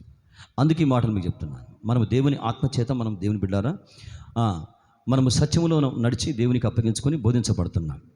కాబట్టి మన మధ్య దేవుడు ఏ సంగతులు లేవదీయాలి, ఏ వాక్య భాగమును లేవదీయాలి, ఏ సందర్భమును, ఏ కాంటాక్స్ట్ మన దగ్గర లేవదీయాలి. దేవుడు జ్ఞానము కలిగిన వాడు. మనం ఏందో చదువుకున్నాం, దేవుని బుద్ధి జ్ఞానముల బాహుళ్యం ఎంతో గంభీరము. దేవుని బుద్ధి ముందు మనం పనిచేయం, దేవుని జ్ఞానం దగ్గర మనం పనిచేయం. మనిషి జ్ఞానం దేవుని దగ్గర వెరితనం, వెరితనం అనేటువంటి విషయం మనం గుర్తుపెట్టుకోవాలి. దేవుడు చాలా జ్ఞానం గలవాడు. దేవుని బలహీనత దేవుని బలహీనత అంట మానవ బలం కంటే చాలా బలమైందంట. దేవుడు బలహీనంగా పనిచేస్తే మీరు గమనించారా, మన బలం కంటే బలంగా పనిచేస్తా అంట. ఒక చిన్న వచ్చిన భాగం చూడండి, గమనించండి. మొదటి కొరింథీయులకు రాసిన పత్రిక చూడండి. మీరు బలపరచబడతారని వాక్య జ్ఞానం కోసం ఈ మాట మీకు చెప్తున్నాను. మొదటి కొరింథీయులకు రాసిన పత్రిక 1వ అధ్యాయం చూడండి. 1వ అధ్యాయములో ఇక్కడ చెప్తున్నవాడు కొన్ని సంగతులు మీకోసం చదువుతాను నేను. 29వ వచ్చిన భాగం. దేవుని వెరితనము మనిషి జ్ఞానం కంటే జ్ఞానము గలది. దేవుని వెరితనం అంటే వెరితనం కలిగిన వాడా? Is God mad? వెర్రివాడ దేవుడు? కానీ పౌలు చాలా జ్ఞానం గలవాడు, పెద్ద వేదాంతి ఆయన. నేను బిడ్డ విశేషమైన జ్ఞానం కలిగిన వాడు పౌలు గారు. ఆయన చెప్తున్నవాడు, ఒకవేళ దేవుడు వెర్రిగా పనిచేస్తే గనక మనిషి జ్ఞానం కంటే జ్ఞానం గలది, మనిషి జ్ఞానం కంటే జ్ఞానంగా పనిచేస్తా అంట. దేవుడు వెర్రిగా పనిచేసినప్పటికీ మనిషి జ్ఞానం ఇప్పుడు చాలా భయంకరంగా పనిచేస్తుంది కదా. చంద్రుడి మీదకి పోతున్నాడు, మూన్ మీదకి పోతున్నాడు కదా, రకరకాలవి చేస్తున్నాడు. ఇక ఏవో పరిశోధన చేస్తున్నాడు, సముద్రం లోతులోకి వెళ్ళిపోతున్నాడు, సముద్రం గర్భంలోకి వెళ్ళిపోతున్నాడు. కొన్ని కోట్లు కడితే కొంతమందిని సముద్ర గర్భంలో తీసుకెళ్ళిపోయి టైటానిక్ ముట్టుకొని వచ్చారు వాళ్ళు. టైటానిక్ వాడు పగిలిపోయింది కదా, దాన్ని పట్టుకుందామని కొంతమందికి ఆశ. డబ్బున్న వాడికి పిచ్చి కదా, డబ్బులు ఉన్నాయి కాబట్టి వాడికి ఆలోచన కలిగింది, దాన్ని ముట్టుకోవాలి, టైటానిక్ వాడని ముట్టుకోవాలి. కాబట్టి ఎన్నో కోట్లు అంటవి, నేను మర్చిపోయాను, 100 కోట్లే. ఆ ఫీజు కడితే ఆ గవర్నమెంట్ వారు ఏం చేశారంటే వాడిని అన్ని అరేంజ్మెంట్స్ చేసుకొని విత్ ఆక్సిజన్ తోటి సముద్ర గర్భంలోకి వెళ్ళారు. టైటానిక్ వాడ పగిలిపోయింది కదా, దాన్ని వెళ్ళి పట్టుకొని వాళ్ళు చూసి వచ్చారు, అక్కడి నుంచి కూడా ఫోటోస్ తీసుకొని వచ్చారు. మనిషి జ్ఞానం చాలా గొప్పది. మనిషి జ్ఞానం సముద్ర గర్భంలోకి పోతున్నాడు. 13 కిలోమీటర్ల దూరంలో 13 కిలోమీటర్ల గర్భంలో లోతుల్లో సముద్రంలో తుఫాను వచ్చింది. ఎలా కనుక్కున్నాడు? సెస్మోగ్రాఫ్ కనుక్కున్నాడు. భూకంప లేఖిని 8.3 రిక్టర్ స్కేల్ మీద మన రష్యాలో వచ్చిన భూకంపం చాలా భారీ భయంకరమైంది. 30 దేశాలు అలా వణికిపోయినండి. 30 దేశాలు వణికినవంట. రష్యాలో వచ్చినటువంటి బాగా వినండి, నేను సైన్స్ మాట్లాడడంలా, వీఆర్ టాకింగ్ అబౌట్ గాడ్. దేని బిడ్డారా, మనిషికి అంత జ్ఞానం ఇచ్చిన వాడు దేవుడు. కానీ దేవుడు వెర్రిగా పనిచేస్తే ఇంత జ్ఞానంతో పనిచేస్తాడంట. 30 దేశాలు అట్లా వణికిపోయినవి, కదిలిపోయినవని సెస్మోగ్రాఫ్స్ అన్ని కూడా రికార్డ్ చూపించాయి. వండరే, ఆశ్చర్యమైన విషయమే, అద్భుతమైన విషయమే. ముందే కనుక్కుంటున్నారు. సింబల్స్ చూసుకొని వచ్చే అవకాశం ఉంది, ఎత్తుకకి వచ్చే అవకాశం ఉంది. నిన్న కూడా న్యూస్ వచ్చింది, ఇండియా కూడా ముప్పు ఉంది. హోల్ వరల్డ్ కదులుతుంది, భూమి కదిలిస్తున్నాడు దేవుడు. సూచన చూపిస్తున్నాడు, బీ కేర్ఫుల్, ఐఎమ్ కమింగ్. రక్షణ పొందుకున్న వాళ్ళారా, బీ క్లోజర్ టు మీ, నాకు దగ్గరగా ఉండండి. దేవుడు వార్నింగ్ ఇస్తున్నాడు ప్రపంచానికి. ఇవన్నీ కూడా వార్నింగ్ ఇస్తున్నాయి. సృష్టి మాట్లాడుతుంది, ఆకాశములు మాట్లాడుతున్నాయి, భూమి మాట్లాడుతుంది. 19వ కీర్తన మరి చూస్తారు కదా, ఆకాశములు దేవుని మహిమని వివరిస్తున్నాయి. అంతరిక్షము ఆయన జ్ఞానమును అది చూపిస్తుంది.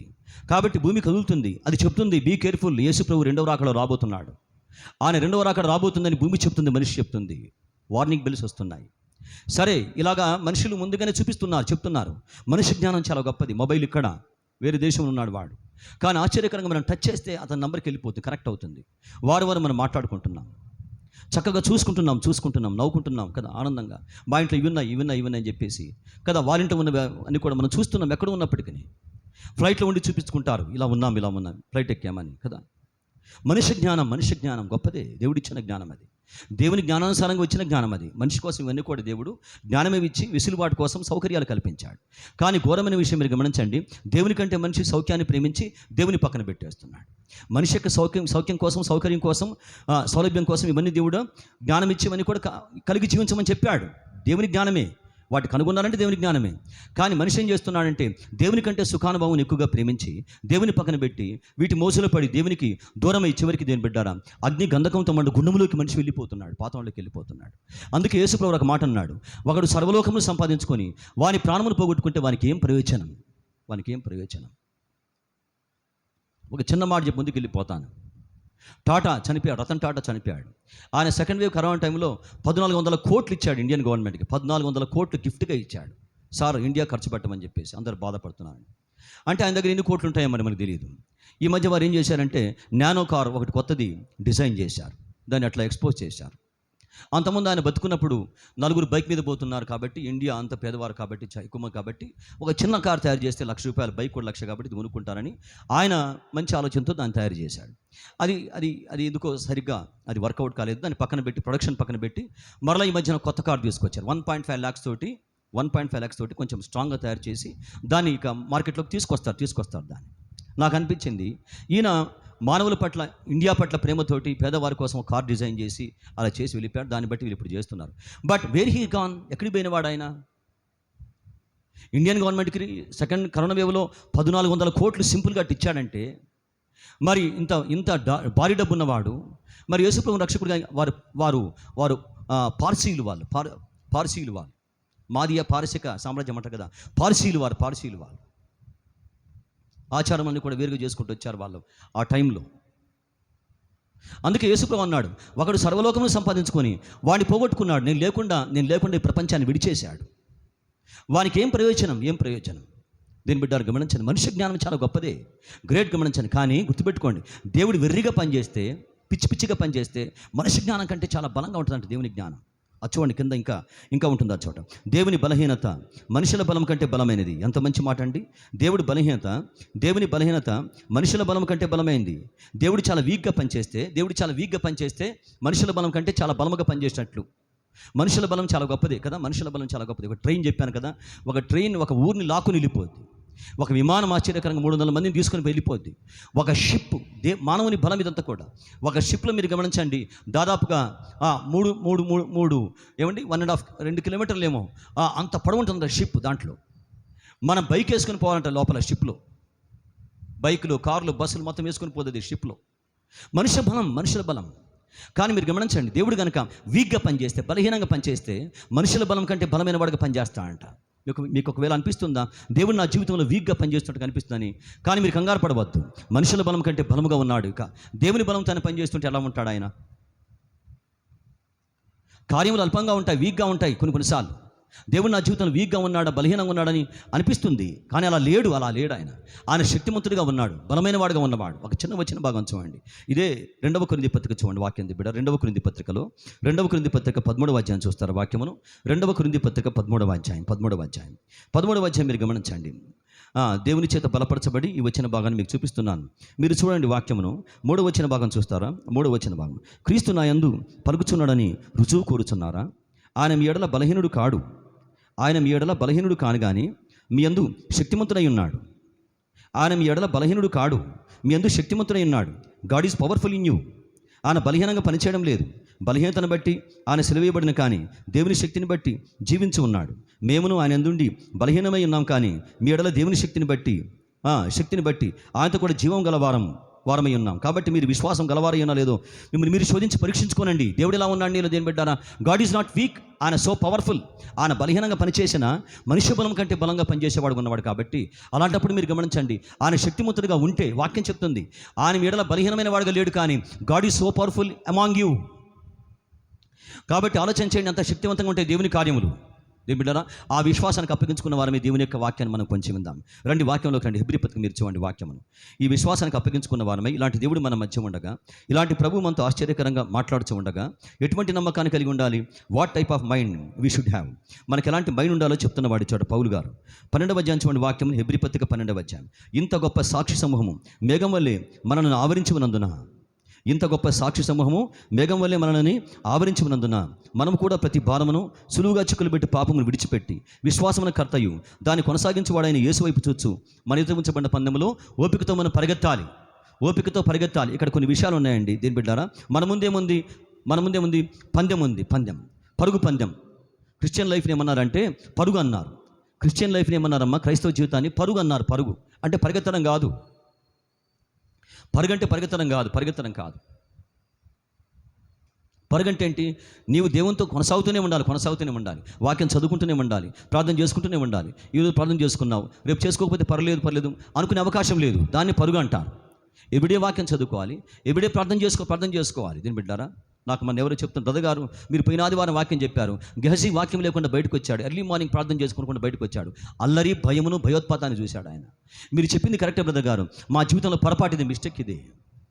వాక్యం చదువుకుంటున్నాం కానీ ఉదయకాలం 10 గంటలకు 11 గంటలకు చదువుకుంటున్నాం. కానీ అప్పుడు సాటిస్ఫాక్షన్ ఉండడంలా, మనసులో అంతరంగంలో ఆ తృప్తి రావడంలా. దేని బిడ్డారా, దేవుడు ఆశ్చర్యకరంగా దర్శించేటువంటి వాడు. కాబట్టి me what about your early morning devotions ఎలా ఉన్నాయి? మీ యొక్క వేకువజామున ప్రార్థనలు ఎలా ఉన్నాయి? దేవునితో అర్థవంతంగా తృప్తికరంగా ఉన్నాయా? మీరు చెప్పగలరా? తృప్తికరంగా దేవునితో గడుపుతున్నాను. తృప్తి ఉండాలి దేవునితో గడిపితే. ఏదైనా ఒక రోజు మనకు టైం ఉండి, గందరగోళం ఉండి, గజిబిజి ఉండి దేని బిడ్డారా మనం వెళ్ళిపోవచ్చు. కానీ మీరు ఎర్లీ మార్నింగ్ దేవునితో మీరు కూర్చున్నప్పుడు తృప్తికరంగా ఫ్యాక్టరీ మైండ్తో మీరు లేవాలి. అక్కడి నుంచి లేవాలి.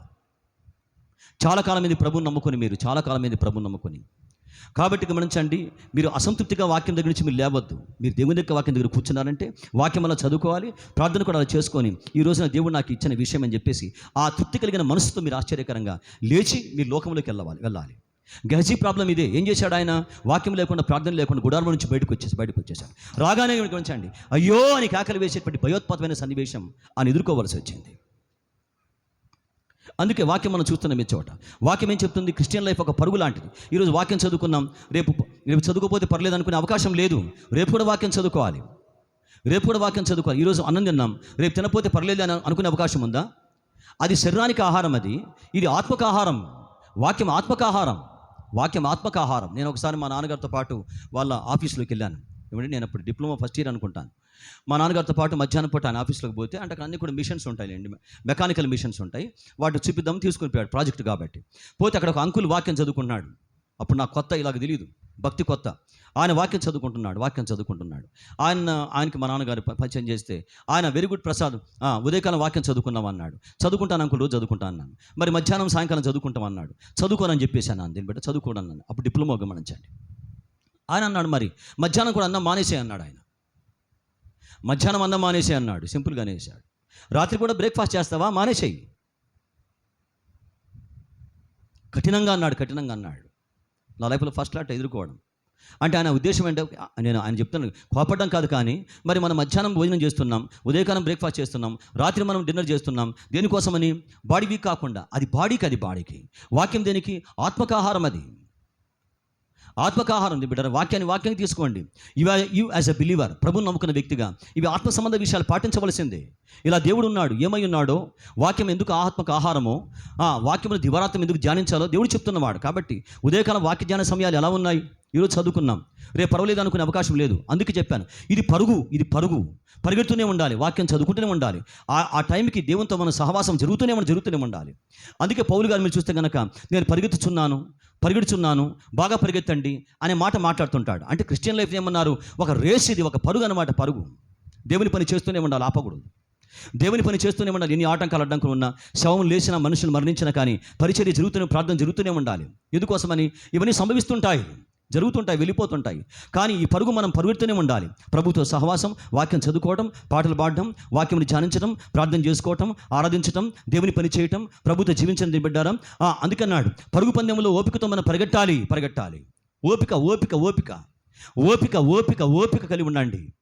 ఓపిక కలిగి ఉండండి. నరులు ఆశ కలిగి యెహోవా అనుగ్రహించే రక్షణ కోసం ఓపికతో కనిపెట్టడం మంచిది. దేని బిడ్డారా, ఓర్పు చాలా గొప్పది. ఓర్పు గొప్ప ద్రోహ కార్యములు ఆర్పేస్తుంది. ఓర్పు గొప్ప ద్రోహకార్యములు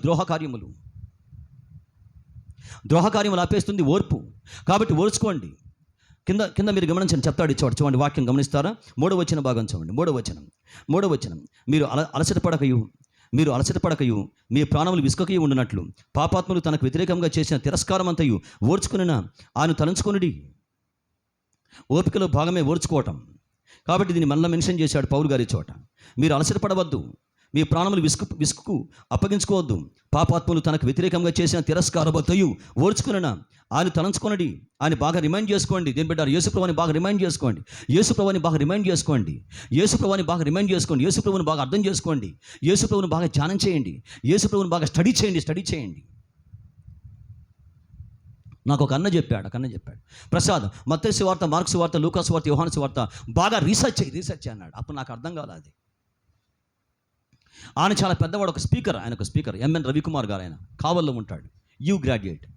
క్రిస్మస్ ఫంక్షన్కి వచ్చి అక్కడి నుంచి వేరే చోటికి పోతుంటే బస్సులో ఆయన చెప్పాడు నాకు, ప్రసాద్, మత్తయి సువార్త, మార్కు సువార్త, లూకా సువార్త, యోహాను సువార్త మళ్ళీ స్టడీ చేయి, బాగా స్టడీ చేయి. ఎందుకోసం అంటే యేసు ప్రభువును స్టడీ చేస్తావు దాంట్లో. What is Christ. ఆయన పర్సనాలిటీ డైటీ ఆఫ్ క్రైస్ట్ అంటారు. డైటీ ఆఫ్ క్రైస్ట్ అంటే యేసు యొక్క వ్యక్తిత్వాన్ని బాగా స్టడీ చేయి. యేసయ్య పడిన బాధలు, అనిపించుకున్న మాటలు, ఆయన బోధించిన బోధ. క్రైస్తవ జీవితం ఏంటి అని బిడ్డారు? యేసు ప్రభువుని తెలుసుకుంటున్నాం, యేసయ్యని తెలుసుకుంటున్నాం, యేసయ్యలాగా జీవిస్తున్నాం. అదే క్రిస్టియన్ లైఫ్. యేసయ్యని తెలుసుకుంటున్నాం, యేసయ్యని నమ్ముతున్నాం, యేసయ్య లాగా జీవించడానికి మనం ప్రయత్నం చేస్తున్నాం. That is called Christian life. అదే క్రిస్టియన్ లైఫ్ అంటే. ఇంక ఏది కూడా కానే కాదు. యేసుతో ముడిపడిందంతా కూడా. ఆయన జీవించాడు, ఒక జీవితం జీవించాడు ఈ లోకంలో. ఆయన మన కోసం అడుగుజాడలు ఉంచిపోయాడు. ఆయన మనం చూస్తున్నాం, ఆయన స్టడీ చేస్తున్నాం. వాక్యమంతా యేసు గురించి మాట్లాడుతుంది. వాక్యమంతా యేసు ప్రభు గురించి మాట్లాడుతుంది. చివరికి యేసు ప్రభునే చూపిస్తుంది వాక్యమంతా కూడా. కాబట్టి ఆయన మనం స్టడీ చేస్తున్నాం, ఆయన తీసుకుంటున్నాం, ఆయనకు అన్వయించుకుంటున్నాం, ఆయనకు అప్పగించుకుంటున్నాం, ఆయన వల్ల జీవించడం కోసం ట్రై చేస్తున్నాం ఆత్మదేవుని సహాయం చేత. కాబట్టి మాట్లాడుతున్నవాడు ఆయన తలంచుకో, మరలా ఆయన చూడు. అందుకే పైన వచ్చిన భాగం చూడండి, వాక్యం మీరు గమనించండి. ఏమని చెప్తున్నవాడు? 2వ వచ్చిన భాగం ఏంటి? 2వ వచనం, మనము కూడా ప్రతి భారమును సులువుగా చిక్కులు పెట్టి పాపమును విడిచిపెట్టి విశ్వాసమున కర్తయు దాన్ని కొనసాగించేవాడైన యేసు వైపు చూడు. నేను బిడ్డారా, యేసు వైపు చూడు. ఆయన చూడడం కదా, ఆయన చూడడం. బాధల మధ్య, భయముల మధ్య, సవాళ్ళ మధ్య దేని బిడ్డారు గమనించండి. శోధన మధ్య, కృంగుబాటు మధ్య, నిరాశ మధ్య యేసు ప్రభు కూడా నిరాశపడ్డాడు. నిరాశలోకి వెళ్ళిపోయాడు. తండ్రి, ఈ పాత్ర తొలగించండి, నా వల్ల కాదు. మనం నిరాశలోకి వెళ్ళిపోవడం పెద్ద విషయం కాదు. ఉదయకాలం వాక్యం ధ్యానం చేశాం. నిరీక్షణకు ఆధారం లేనప్పుడు నిరీక్షణ కలిగి అబ్రహాం నమ్మాడు దేవుణ్ణి. సర్వేష్ అని చెప్తున్నాడు. ఆ వాక్యం బ్రదర్ గారు నన్ను బాగా పట్టుకుంది. మీరు ఎర్లీ మార్నింగ్ ప్రార్థనలో వాక్యాన్ని బాగా డిస్కస్ చేయించారు మా చేత. ఏకుజాం ప్రార్థనలో నా జీవితం నిరీక్షణ కోల్పోయాను. నాకు జీవితం లేదు, ఇక సూసైడ్ తలంపులు వచ్చేస్తున్నాయి. ఐ బికమ్ అలోన్, ఒంటరివాడిని అయిపోయాను.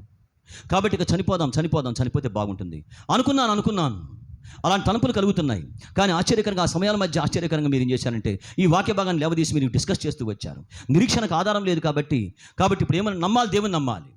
2 months వచ్చి నేను నిరీక్షణ లేక, ఆధారం లేక చర్చిలో ఒంటరిగా కూర్చుని వాడిని. ఈ చోటుకు వచ్చి చైర్లో మౌనంగా, నిశ్శబ్దంగా, సైలెంట్గా కూర్చుని వాడిని. ఏంటి నా లైఫ్ ఏంటి, నా జీవితం ఏంటి, నా బ్రతికేంటి, ఏం కాబోతున్నాను, ఇక నాకు జీవితం లేదు కదా. పెట్టుబడి పెట్టి లక్షలు పోగొట్టుకొని నేను ఫెయిల్ అయిపోయి ఉన్నాను. ఇక వ్యాపారం డబ్బులు ఇచ్చేవారు లేరు, ఇక వాళ్ళు ఇవ్వరు, ఇచ్చేవారు నాకు దూరం అయిపోయారు. కాబట్టి నా జీవితం ఎట్లాగా, బ్రతికెట్లాగా, ఎటుపోవాలి, ఏమి చేయాలి, ఏం చేస్తాను? మైండ్ అంతా వ్యాపారంతో నింపబడింది. అదే చేయగలను, వేరే దానికి మీద మైండ్ పోవడం లేదు. కష్టమైన విషయం అది. కాబట్టి బ్రదర్ గారు శూన్యంలో ఇక్కడ కూర్చునేవాడిని. కానీ ఆశ్చర్యకరంగా ఆ వాక్య భాగం నన్ను పట్టుకుంది. మీరు డిస్కస్ చేశారు ఆ వాక్య భాగాన్ని. ఆధారం కలిగి నిరీక్షణకు ఆధారం లేనప్పుడు, అన్ని కూడా మృతమైనప్పుడు అబ్రహాం ఏం చేశాడు? దేవుని నమ్మాను. ఇటు వెలుచున్నాడు ఎరుగక అబ్రహాం దేవుని వెంట వెళ్ళిపోయినవాడు. ఇటు వెలుచున్నాడు ఎరుగక అబ్రహాం దేని బిడ్డారా, ఆయన పిలిచిన పిలుపుకు లోబడి ఆయన వెంట వెళ్ళిపోయినవాడు. ఓర్పు కలిగి భక్తులు ఓర్పు కలిగిన వారు. మీరు బైబిల్లో భక్తులను చూస్తే కనుక వాళ్ళు చాలా ఓర్చుకున్నారు, ఓపికను కలిగి ఉన్నారు, ఓపికను సాధన చేశారు. నాకు అనిపించింది ఓర్పును వారు సాధన చేసి దేవుని పాదాలు పట్టుకొని గడిపారు వాళ్ళు. కాబట్టి లుక్ అంటూ క్రైస్ట్, ఆయన చూడండి. దేని బిడ్డారు, యేసు ప్రభువుని చూడండి. ఎవరైనా ఎందుకు చూడాలంటే విశ్వాసాన్ని కొనసాగించేటువంటి వాడు ఆయన. 2 పదాలు రాశాడు పౌలు గారు. విశ్వాసానికి కర్త, విశ్వాసాన్ని కొనసాగించేటువంటి వాడు. God is the author of faith అంటారు. ఆథర్ ఆఫ్ ఫెయిత్ అంటారు. విశ్వాసానికి కర్త. ఆథర్ ఆఫ్ ఫెయిత్ అంటే విశ్వాసాన్ని పుట్టించేవాడు. విశ్వాసాన్ని పుట్టించేటువంటి వాడు, విశ్వాసాన్ని కలిగించేటువంటి వాడు. మనలో చాలామంది విశ్వాసం కోల్పోయిన వారమే, విశ్వాసాన్ని పోగొట్టుకున్న వారమే. ప్రార్థన నేను ఉదయకాలం సాక్ష్యం పంచుకున్నాను. నా విశ్వాసాన్ని పోగొట్టుకున్నాను. నిరీక్షణకు ఆధారం లేదు ఇక సర్వేష్ విషయంలో. ఈయన కుదురుకునే అవకాశం లేదు, ఈయన సెట్ కాడిక. ఈయన ఎలాగ ప్రభువా, ఎలా ప్రభువా. ఒకవేళ కుదురుకుపోతే ఆటంకాలు మరలా కలిగించే అవకాశం ఉంది. విశ్వాసం కోల్పోయిన వారిని నిలబెట్టారు. కానీ ఆశ్చర్యకరంగా మరలా అద్భుతంగా దేవుడు పనిచేసి విశ్వాసాన్ని కలిగించాడు, కార్యం చేశాడు. మనసులో అంతరంగంలో ఆయనకు భారం పెట్టారు. మిషన్ పరిచర్యకి వెళ్ళాలి. మిషన్ బయోగ్రఫీ చేత దేవుడు ప్రభు ఆయనతో మాట్లాడుతూ వచ్చి మిషన్ పరిచర్యలోకి వెళ్ళిపోవాలని మనసు మలచబడింది. మనసు టర్న్ అయింది. లేని మనసు వచ్చింది. ఏ చోట విశ్వాసాన్ని కోల్పోయినప్పుడు అందుకే అప్పుడేం జరిగింది? విశ్వాసం మరలా కలిగింది. అమ్మో, దేవుడు ఉన్నాడు, గాడ్ ఈజ్ వర్కింగ్. ప్రార్థన వ్యర్థం కాలేదు, ప్రార్థన వ్యర్థంగా పోలేదు. మీ ప్రయాసం ప్రభునందు వ్యర్థము కాదని ఎరిగి స్థిరులను కదలని వారును ప్రభు కార్యాభివృద్ధి యందు ఎప్పటికీ ఆసక్తులై ఉండండి. ఎన్నోసార్లు దేని బిడ్డారా ఈ మాట నన్ను బలపరిచింది. మీ ప్రయాసం వ్యర్థం కాదని ఎరిగి స్థిరంగా ఉండండి. కదలవద్దు, కదలని వారుగా ఉండండి. ప్రభు కార్యాభివృద్ధి యందు, ప్రభు కార్యములు వృద్ధిలోకి రావాలని చూడండి. ప్రభు కార్యములు చేయండి. ప్రభు కార్యములు నీ చేత వృద్ధిలోకి రావాలి. ప్రభు కార్యాభివృద్ధి యందు, ప్రభు కార్యములు వృద్ధి కోసం నేనేమైనా చేయగలనా అని మీరు ఆలోచన చేసుకోవాలి. ప్రభు నమ్ముకున్న వారు ప్రభు కార్యములు వృద్ధిలోకి రావడానికి నేనేమైనా చేయగలనా దేని బిడ్డారా? ప్రభువు నమ్ముకున్న వ్యక్తిగా, యేసయ్య నీ దేవుడుగా, ఆయన కార్యములు వృద్ధిలోకి రావడానికి నేనేమైనా చేయగలనా అని మీరు ఆలోచన చేసుకోవాలి. పౌలు గారు మాట్లాడుతున్నాడు. ఎందుకోసమని? మీ ప్రయాసం వ్యర్థం కాదు దేని బిడ్డారా, నిజంగా. ఎందుకోసమని? విశ్వాసం కలిగించేటువంటి వాడు. పౌలు గారు చెప్తున్నాడు, ఆయన మీరు చూడండి, యేసు ప్రభువుని చూడండి. చాలా ఉన్నాయి లోకంలో, చాలా ఉన్నాయి లోకంలో, గమనించండి. కానీ యేసును వాటి మధ్య చూడండి, యేసు ప్రభువుని చూడండి. అన్నీ మీరు తట్టుకుంటారు, అన్నీ జయిస్తారు. ఆశా నిగ్రహం వచ్చింది. యేసు ప్రభువుని చూస్తే దీన్ని బిడ్డారా. చాలా వాటి మధ్య మీరు గమనించండి, చాలా వాటి మధ్య యేసును మనం చూస్తుండగా ఆశా నిగ్రహం వచ్చి గమనించండి. దేవుడికి మనం పోలేని వారుగా, దేవునికి అప్పగించుకునే వారంగా మనం జయించి బయటకు వచ్చే అవకాశం ఉంది. ఒక సేవకుడు ఒక పుస్తకాన్ని రాశాడు. నేను ప్రభువులో బలంగా లేని ముందు ఒక షాప్కి వెళ్తే ఏది పడితే అది కొనేటువంటి వాడిని. నేను ప్రభువులో బలంగా లేని ముందు ఒక షాప్కి వెళ్తే ఏది పడితే అది కొనేటువంటి వాడిని, డబ్బు ఉంది కాబట్టి. కానీ యేసులో నేను రక్షణలో అప్పటికే ఉన్నాను. కానీ వాక్యం నాకు అర్థమైన తర్వాత, ఆత్మఫలములు నాకు అర్థమైన తర్వాత, ఆశా నిగ్రహం యొక్క బలమును నేను అర్థం చేసుకున్న తర్వాత, టెంపర్మెంట్స్ నాకు అర్థమైన తర్వాత, నేను ఇప్పుడు అదే షాప్కి వెళ్తే కనుక ఏది కొనకుండా, వెళ్ళి చూసి ఏది కొనకుండా నిమ్మలంగా బయటికి రాగలను. ఆశా నిగ్రహం యేసును చూస్తే ఇది వచ్చింది. దేని బ్రదర్? ఆత్మఫలములు చూడండి. ఒకసారి మీరు గమనించండి, వాక్యం చూడండి. గలతీయులకు రాసిన పత్రిక చూస్తారా వాక్యమును? గలేషియన్స్ చూడండి వాక్యమును. గలతీయులకు రాసిన పత్రిక 5వ అధ్యాయంలోకి రండి. ఒకసారి చూడడం మంచిది. మనం సందర్భంలోకి వచ్చాం కాబట్టి చాలా కీలకమైనవి దేని బిడ్డారా? విశ్వాసిక జీవితంలో ప్రాముఖ్యమైనవి, అత్యంత ప్రాముఖ్యమైనవి ఇవే. 5వ అధ్యాయం చూడండి. 5వ అధ్యాయం 22వ వచనం. 5వ అధ్యాయము 22వ వచనం. గలతీయులకు రాసిన పత్రిక 5వ అధ్యాయము 22వ వచనం. అయితే ఆత్మఫలమేమనగా, అయితే పరిశుద్ధాత్మ దేవుని ఫలమేమనగా ప్రేమ, సంతోషము, సమాధానము, దీర్ఘశాంతము, దయాళుత్వము, మంచితనము, విశ్వాసము, సాత్వికము, ఆశానిగ్రహం అని చెప్తూ ఇట్టి వాటికి విరోధమైన నియమేది లేదు. క్రీస్తు యేసు సంబంధులు, ఎంత మంచి మాటలండి. క్రీస్తు యేసు సంబంధులు అంటే యేసు ప్రభువును స్వంత రక్షకుడిగా అంగీకరించిన వారు శరీరమును దాని ఇచ్చలతోనూ దురాశలతోనూ సిలువ వేసి ఉన్నారు. యేసయ్య సంబంధులు పౌలు గారు చెప్తున్నాడు, విశ్వాసులారా, మనం దేవుని సంబంధం కాబట్టి శరీరమును దాని ఇచ్చలు శరీరం కోరుకుంటుంది, అది కొనుక్కో ఇది కొనుక్కో అని కోరుకుంటుంది. కానీ అని చెప్తున్నాడు ఆశ్చర్యకరంగా. ఆశానిగ్రహం వచ్చింది. కానీ ఇప్పుడు నేను వెళ్ళిపోయి ఏది కావాలో అదే కొనుక్కొని ఇక దేవుడిలోకి వెళ్ళకుండా బయటికి రాగలం. ఎలా ఇదంటే ఆత్మఫలము, ఆత్మదేవుని ఫలం. దేని బిడ్డారా? పరిశుద్ధాత్మ ఫలం. విశ్వాసం గమనించాలి. వాక్యం వినబడి చేస్తాడు. వాక్యం నీ దగ్గర తీసుకొస్తాడు. ఏ వాక్యాన్ని ఎప్పుడు తీసుకుని రావాలో ఆ వాక్యం ఆశ్చర్యకరంగా నీ దగ్గర తీసుకొస్తాడు దేవుడు. నాకు చెప్తున్నా బ్రదర్గా, నిజంగా నాకు నా భార్యకి పెద్ద సమస్య. మాకు ఉద్యోగాలు ఉన్నాయి కాబట్టి ఎర్లీ మార్నింగ్ వాక్యం చదువుకోవడంలో బాగా ఫెయిల్ అయిపోతున్నాం. ఆ విషయంలో బాగా మేము ఆరోపణ చేయబడుతున్నాం. తప్పు జరుగుతుంది, పొరపాటు జరుగుతుంది. ఎర్లీ మార్నింగ్ వాక్యం దగ్గర కూర్చొని చదువుకోలేకపోతున్నాం. ఎప్పుడో 10 గంటలకు 11 గంటలకు చదువుకోండి, కానీ అవంత తృప్తికరంగా లేవు అనే విషయం దేవుడు బలంగా పోయిన ఆదివారం మాతో మాట్లాడుతూ వచ్చినవాడు. వాటిని సెట్ చేసుకున్నాం. గాడ్ ఈజ్ స్పీకింగ్, దేని బిడ్డ మాట్లాడుతున్నవాడు. విశ్వాసం దేవుని ఆత్మఫలం. విశ్వాసం కలిగించేవాడు. మన విశ్వాసం పోగొట్టుకుంటాం మనుషులం కాబట్టి. విశ్వాసాన్ని కోల్పోతాం. విశ్వాసాన్ని కోల్పోయి చికాకు, కోపము, ఆవేశం, బాధ, అసంతృప్తి, చికాకు, యాతన, ఇరిటేషన్ వచ్చేస్తూ ఉంటాయి. అలాంటి చోట ఏం చేస్తాడు ఆశ్చర్యకరంగా దేని బిడ్డారా, వాక్యం ఇచ్చి విశ్వాసం కలిగిస్తాడు. అందుకే పౌలు గారు ఏమన్నాడు, యేసును చూడండి, యేసు వైపు చూడండి. ఎవరైనా విశ్వాసమును కర్త, విశ్వాసాన్ని కొనసాగించేటువంటి వాడు. ఎందుకు చూడాలంటే విశ్వాసాన్ని కొనసాగించేటువంటి వాడు. ఈ లోకంలో దేని బిడ్డారా, ఈ లోకమును జయించిన విజయం మన విశ్వాసమే అన్నాడు. విశ్వాస వరం కోసం దేవుని పాదాలు పట్టుకొని బాగా వేడుకోండి. విశ్వాస వరం కోసం దేవుని అడగండి. ప్రభువా నా విశ్వాసాన్ని బలపరచండి, ప్రభువా మా విశ్వాసాన్ని బలపరచండి, ప్రభువా నా విశ్వాసాన్ని వృద్ధిపరచండి, మిమ్మల్ని బాగా నమ్ములాగన, మీ పట్ల బాగా విశ్వాసం వచ్చేలాగన.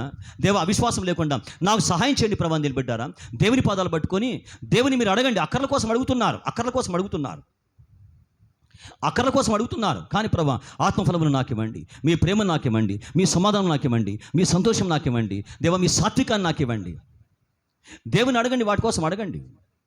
దేవుడు ఆశ్చర్యకరంగా సహాయం చేసేవాడు. మన చేతకాని వారమే, మన వీకే, మన బలహీనమైనటువంటి వారమే, మన మనుషులమే, మంటివారమే,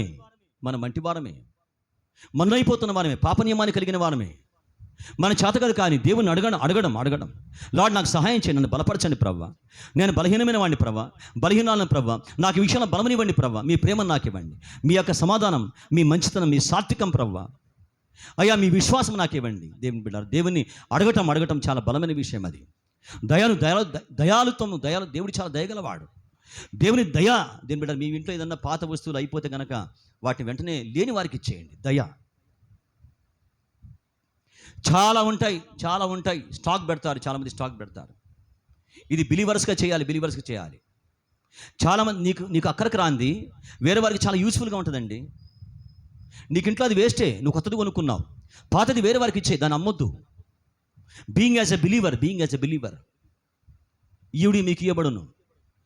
అమ్మవద్దు. లేని వారికి, అక్కర కొన్న వారికి ఫ్రీగా దానికి ఇచ్చేసేయి.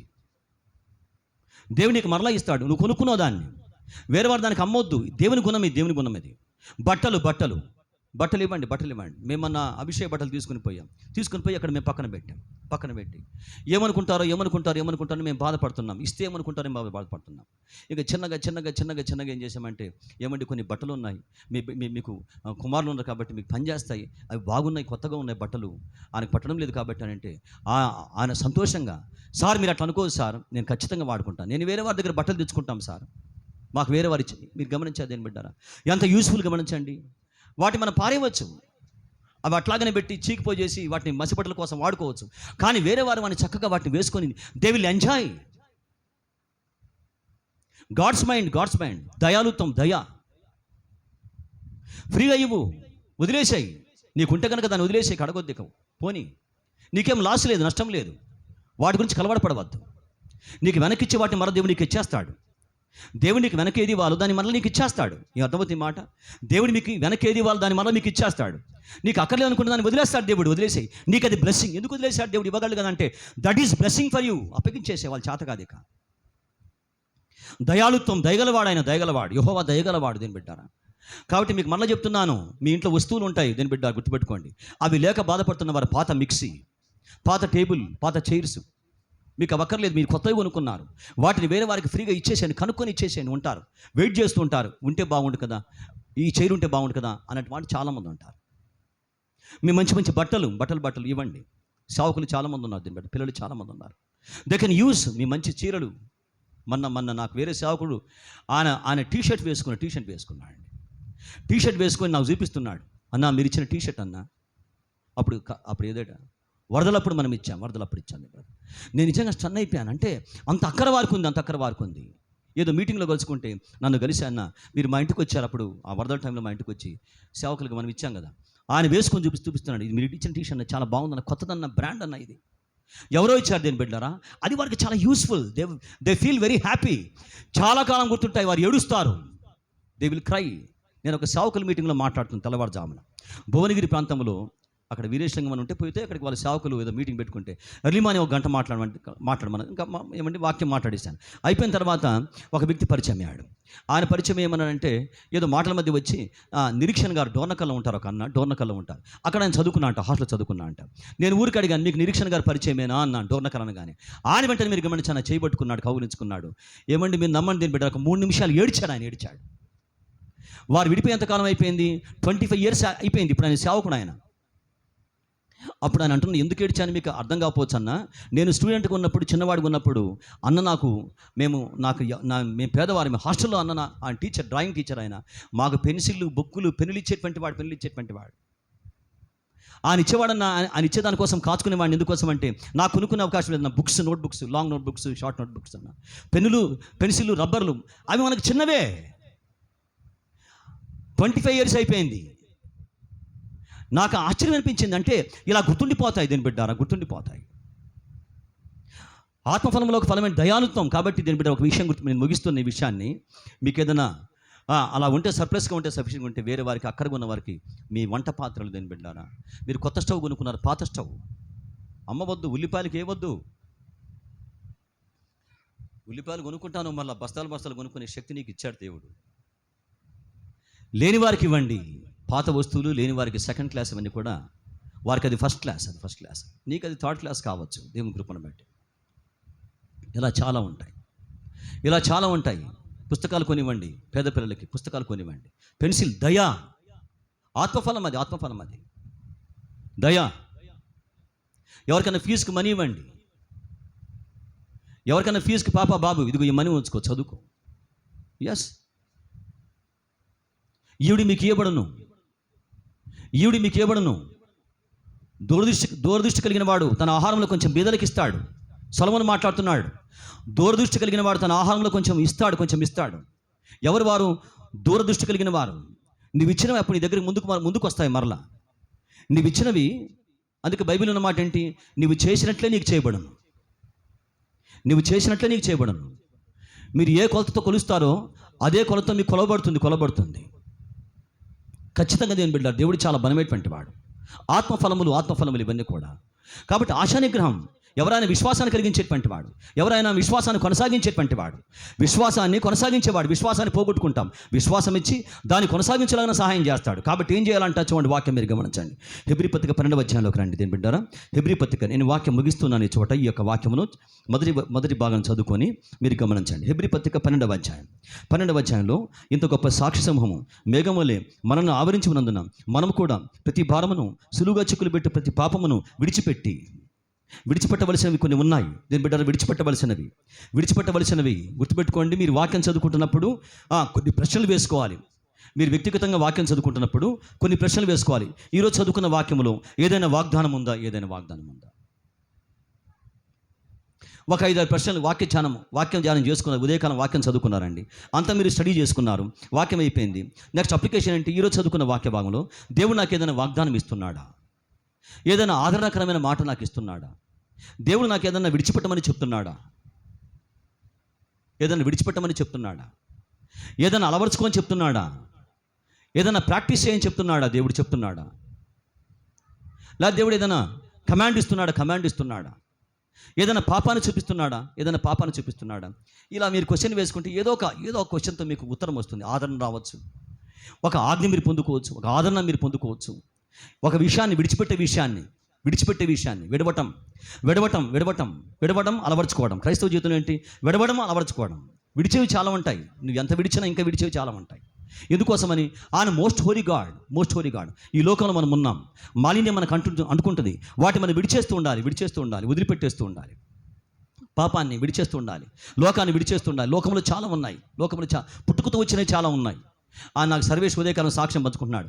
నాకు పుట్టుకతో కోపం వచ్చేసింది సార్. ఆ కోపం వస్తే నేను నాకు తెలియకుండా ప్రవర్తిస్తాను. ఏం చేస్తాడు దీని బిడ్డ? దేవుడు దాన్ని విడిచేలాగా సహాయం చేస్తాడు. వెళ్ళి మీ అమ్మగారి కాలు పట్టుకో, అమ్మను కొట్టావు, నువ్వు కోపడ్డావు, చెల్లిని బాధించావు కాబట్టి ఆ పాప దగ్గరికి వెళ్ళి క్షమాపణ అడుగు. సార్ నా కోపం సార్, నేను పోలేను సార్. కానీ చివరికి దేవుడు సహాయం చేశాడు కదా. God helped him. పుట్టుకతో కొన్ని వచ్చాయి, పుట్టుకతో వచ్చేస్తాయి గుణములు. వాక్యం వాటిని పెల్లగిస్తుంది, వాక్యం వాటిని పెల్లగిస్తుంది. వాక్యం వాటిని వేర్లతో సహా పెల్లగించేస్తుంది. వాక్యం యొక్క బలం అది. వాటిని ఒప్పుకోదు వాక్యం, వాటిని సహించదు వాక్యం. వాక్యం ఖండిస్తుంది. వాక్యము సమస్తమును వెలుగు చేత ఖండించబడతాయి. వెలుగు చేత ఖండించబడతాయి. కాబట్టి మీరు గమనించండి, దేని బిడ్డారు ఎలా ఉన్నామంటే వాక్యం దగ్గర విడిచిపెట్టేవి చాలా ఉన్నాయి. అందుకన్నాడు సులువుగా చిక్కులు పెట్టి పాపాన్ని, దేని విడవాలి? సులువుగా చిక్కులు పెట్టి పాపాన్ని. సులువుగా మనం పడిపోతాం, సులువుగా డిసప్పాయింట్మెంట్లోకి వెళ్ళిపోతాం, సులువుగా కృంగిపోతాం, సులువుగా నిరాశలోకి వెళ్ళిపోతాం, సులువుగా బాధపడతాం, సులువుగా వాక్యం పక్కన పెట్టేస్తాం, సులువుగా ప్రార్థన పక్కన పెట్టేస్తాం. పౌలు గారు మాట్లాడుతున్నాడు, సులువుగా చిక్కులు పెట్టే పాపాన్ని దాన్ని విడిచేయి, దాన్ని వదిలేసేయి. ఆ విషయంలో బలపరచుకో, ఆ విషయంలో బలపరచుకో. ఊరికనే పడిపోయే విషయంలో బలపరచుకో. ఊరికనే పడిపోయి ఎంతకాలం? ఊరికనే పాపాన్ని ఎంతకాలం చేస్తూ ఉంటాం? మరలా పాపాన్ని ఎంతకాలం చేస్తాం? పెద్ద ప్రమాదములు వచ్చేస్తాయి. పాపం యొక్క పరిణామములు చాలా భయంకరమైనవి. ఎప్పుడు అకస్మాత్తుగా వచ్చేదో పాపం యొక్క పరిణామం మనకు అర్థం కాదు. అకస్మాత్తుగా వచ్చేస్తాయి పరిణామములు, పాపం యొక్క పరిణామములు హఠాత్తుగా వచ్చేస్తాయి. అందుకే బైబిల్ అన్నాడు, ఎన్నిసార్లు గద్దించిన లోబడని వాడు మరి తిరుగు లేకుండా హఠాత్తుగా అంటాడు. హఠాత్తుగా బాగా ఎక్స్పర్టే ఆ వ్యక్తి ఎవరు? చేపల జాలరి, ఫిషర్మెన్ ఎక్స్పర్టే. యంగ్ బాయ్ సముద్రం మధ్యలోకి వెళ్ళి వారు చేపలు పడతారు, ఈజీగా పట్టేస్తారు. ఓడ వేసుకుని వెళ్ళిపోయారు, లోపలికి వెళ్ళిపోయారు కదండి. పెద్ద విషయం, హోల్ వరల్డ్ వెళ్ళిపోయిందంట ఆ విషయం. అది లోపలికి పోయాడు, గమనించండి. వల వేస్తే చేపలు చాలా పడ్డాయి దాంట్లో. ఆ వల వెనక్కి గుంజుకుంటుంది, గమనించండి. లోపల కొంతమంది ఉన్నారు, ఈయన ఎడ్జిలో ఉన్నాడు, ఓడకి ఎడ్జిలో దాన్ని లాగుతున్నారు.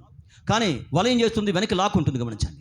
వీళ్ళేమనుకున్నారు, చేపలు చాలా పడ్డాయి కాబట్టి బరువుగా ఉందని చెప్పేసి లాగుతున్నారు, గమనించండి. ఈ క్రమంలో ఏం జరిగింది? వీడు కొంచెం బోట్ ఎక్కాడు, యంగ్ బాయ్ బోట్ ఎక్కాడు, గమనించండి. లోపల 100 కేజీల చేప ఉంది. దాని కొమ్ము కొన చేప. నాకు ఇప్పుడు గుర్తు, కొమ్ము కొన దాని యొక్క ఎడ్జ్ అంట, దాని ముక్కు భాగం ఇంతవరకు ఉంటుందంట, షార్ప్గా కత్తిలాగా ఉంటుందంట. అది కొమ్ము కొన చేప. అది లోపల పడింది, ఆ చేప పడింది. అది వెనక్కి లాక్కుంటుంది. వీడికి అర్థం కాలే, గమనించండి. లాగుతా అనుకున్నాడు, ఎక్స్పర్ట్ కదా అనుకున్నాడు. ఏం జరిగిందంటే వెనక్కి లాక్కుగానే వాటర్లో పడ్డాడు. పడ్డం మీరు గమనించి వెళ్ళిపోయి వలలో పడ్డాడు. ఈ పైన వారు మీరు గమనించారా?